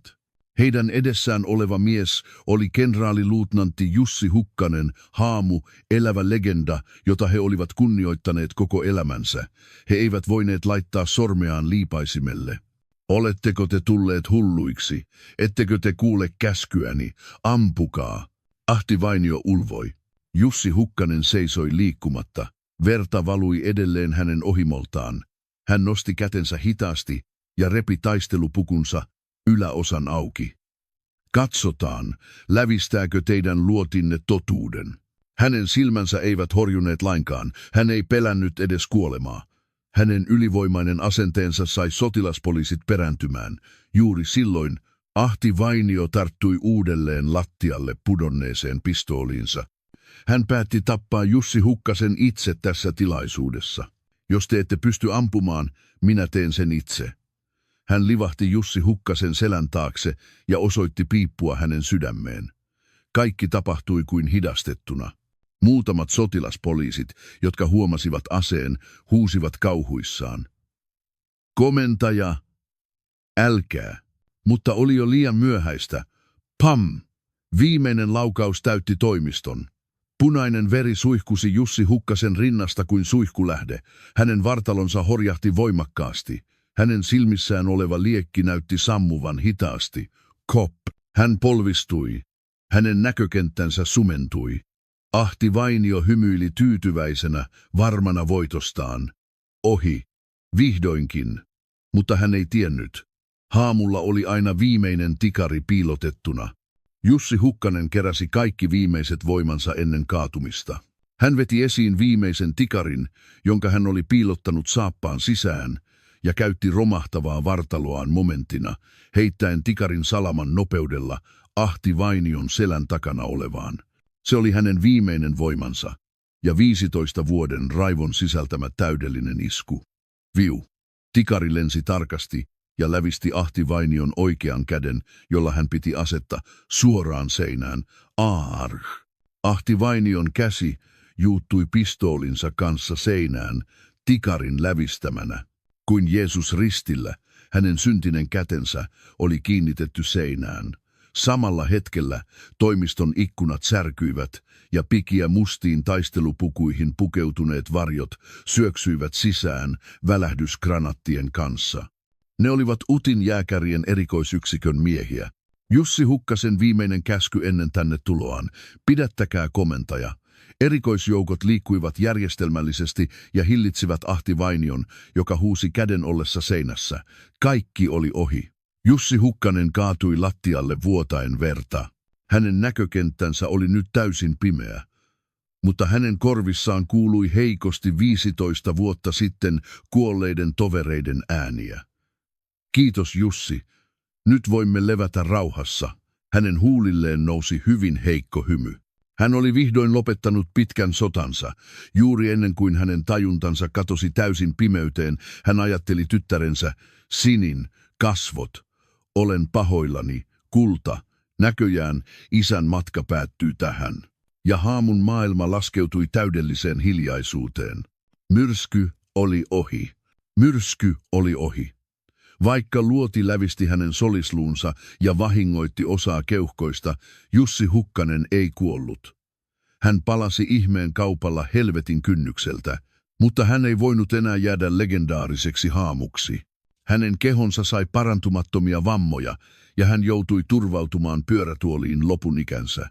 Lopulta hän jätti armeijan kerrottuaan lukuisia legendoja ja siirtyi eläkkeelle hiljaa. Hänen uhrauksensa ei ollut turha.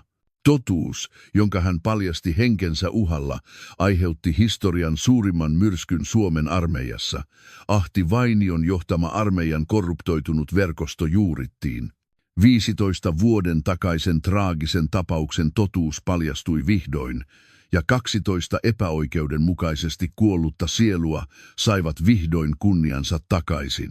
Eversti Henri Palo sai oikeuden tuomion ja erotettiin armeijasta häpeällisesti petoksen vuoksi, ja kaikki ahdistelijat, mukaan lukien Mikael Korpela ja Teemu Lehto, maksoivat rikoksistaan kylmissä sotilasvankilan selleissä.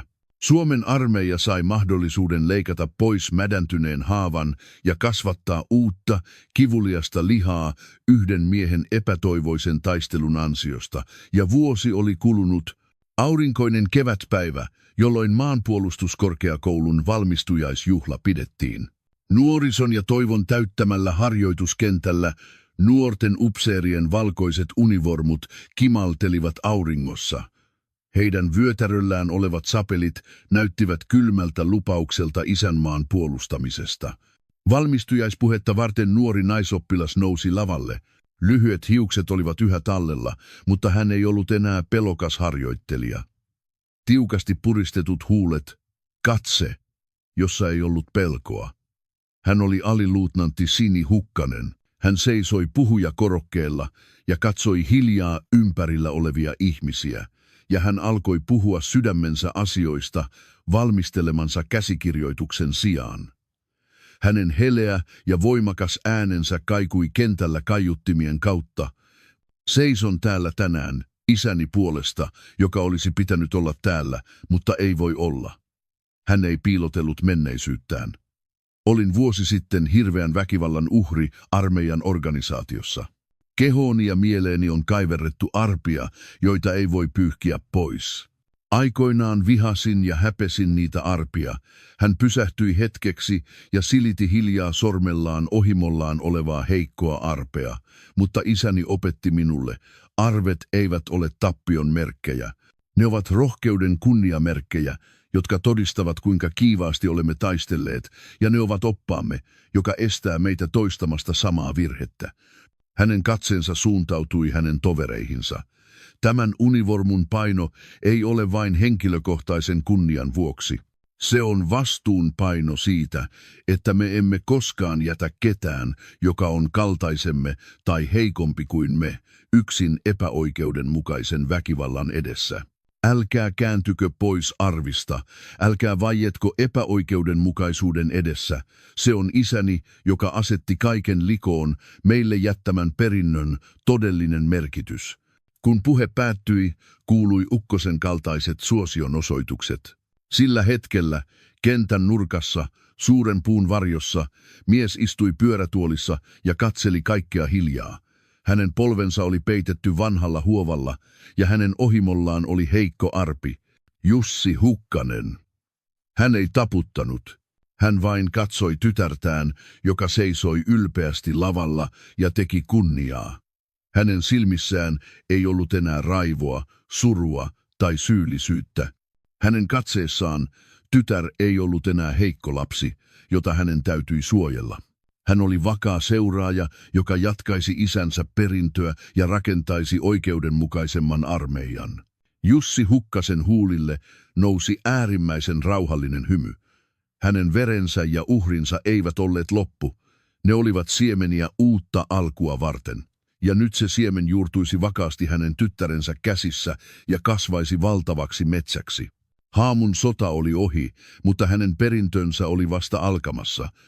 Yksi Karjalan piirakka Rasia oli syy isän kompromissittomaan sotaan. Mies, joka asetti kaiken likoon suojellakseen tytärtään ja kohdatakseen menneisyytensä.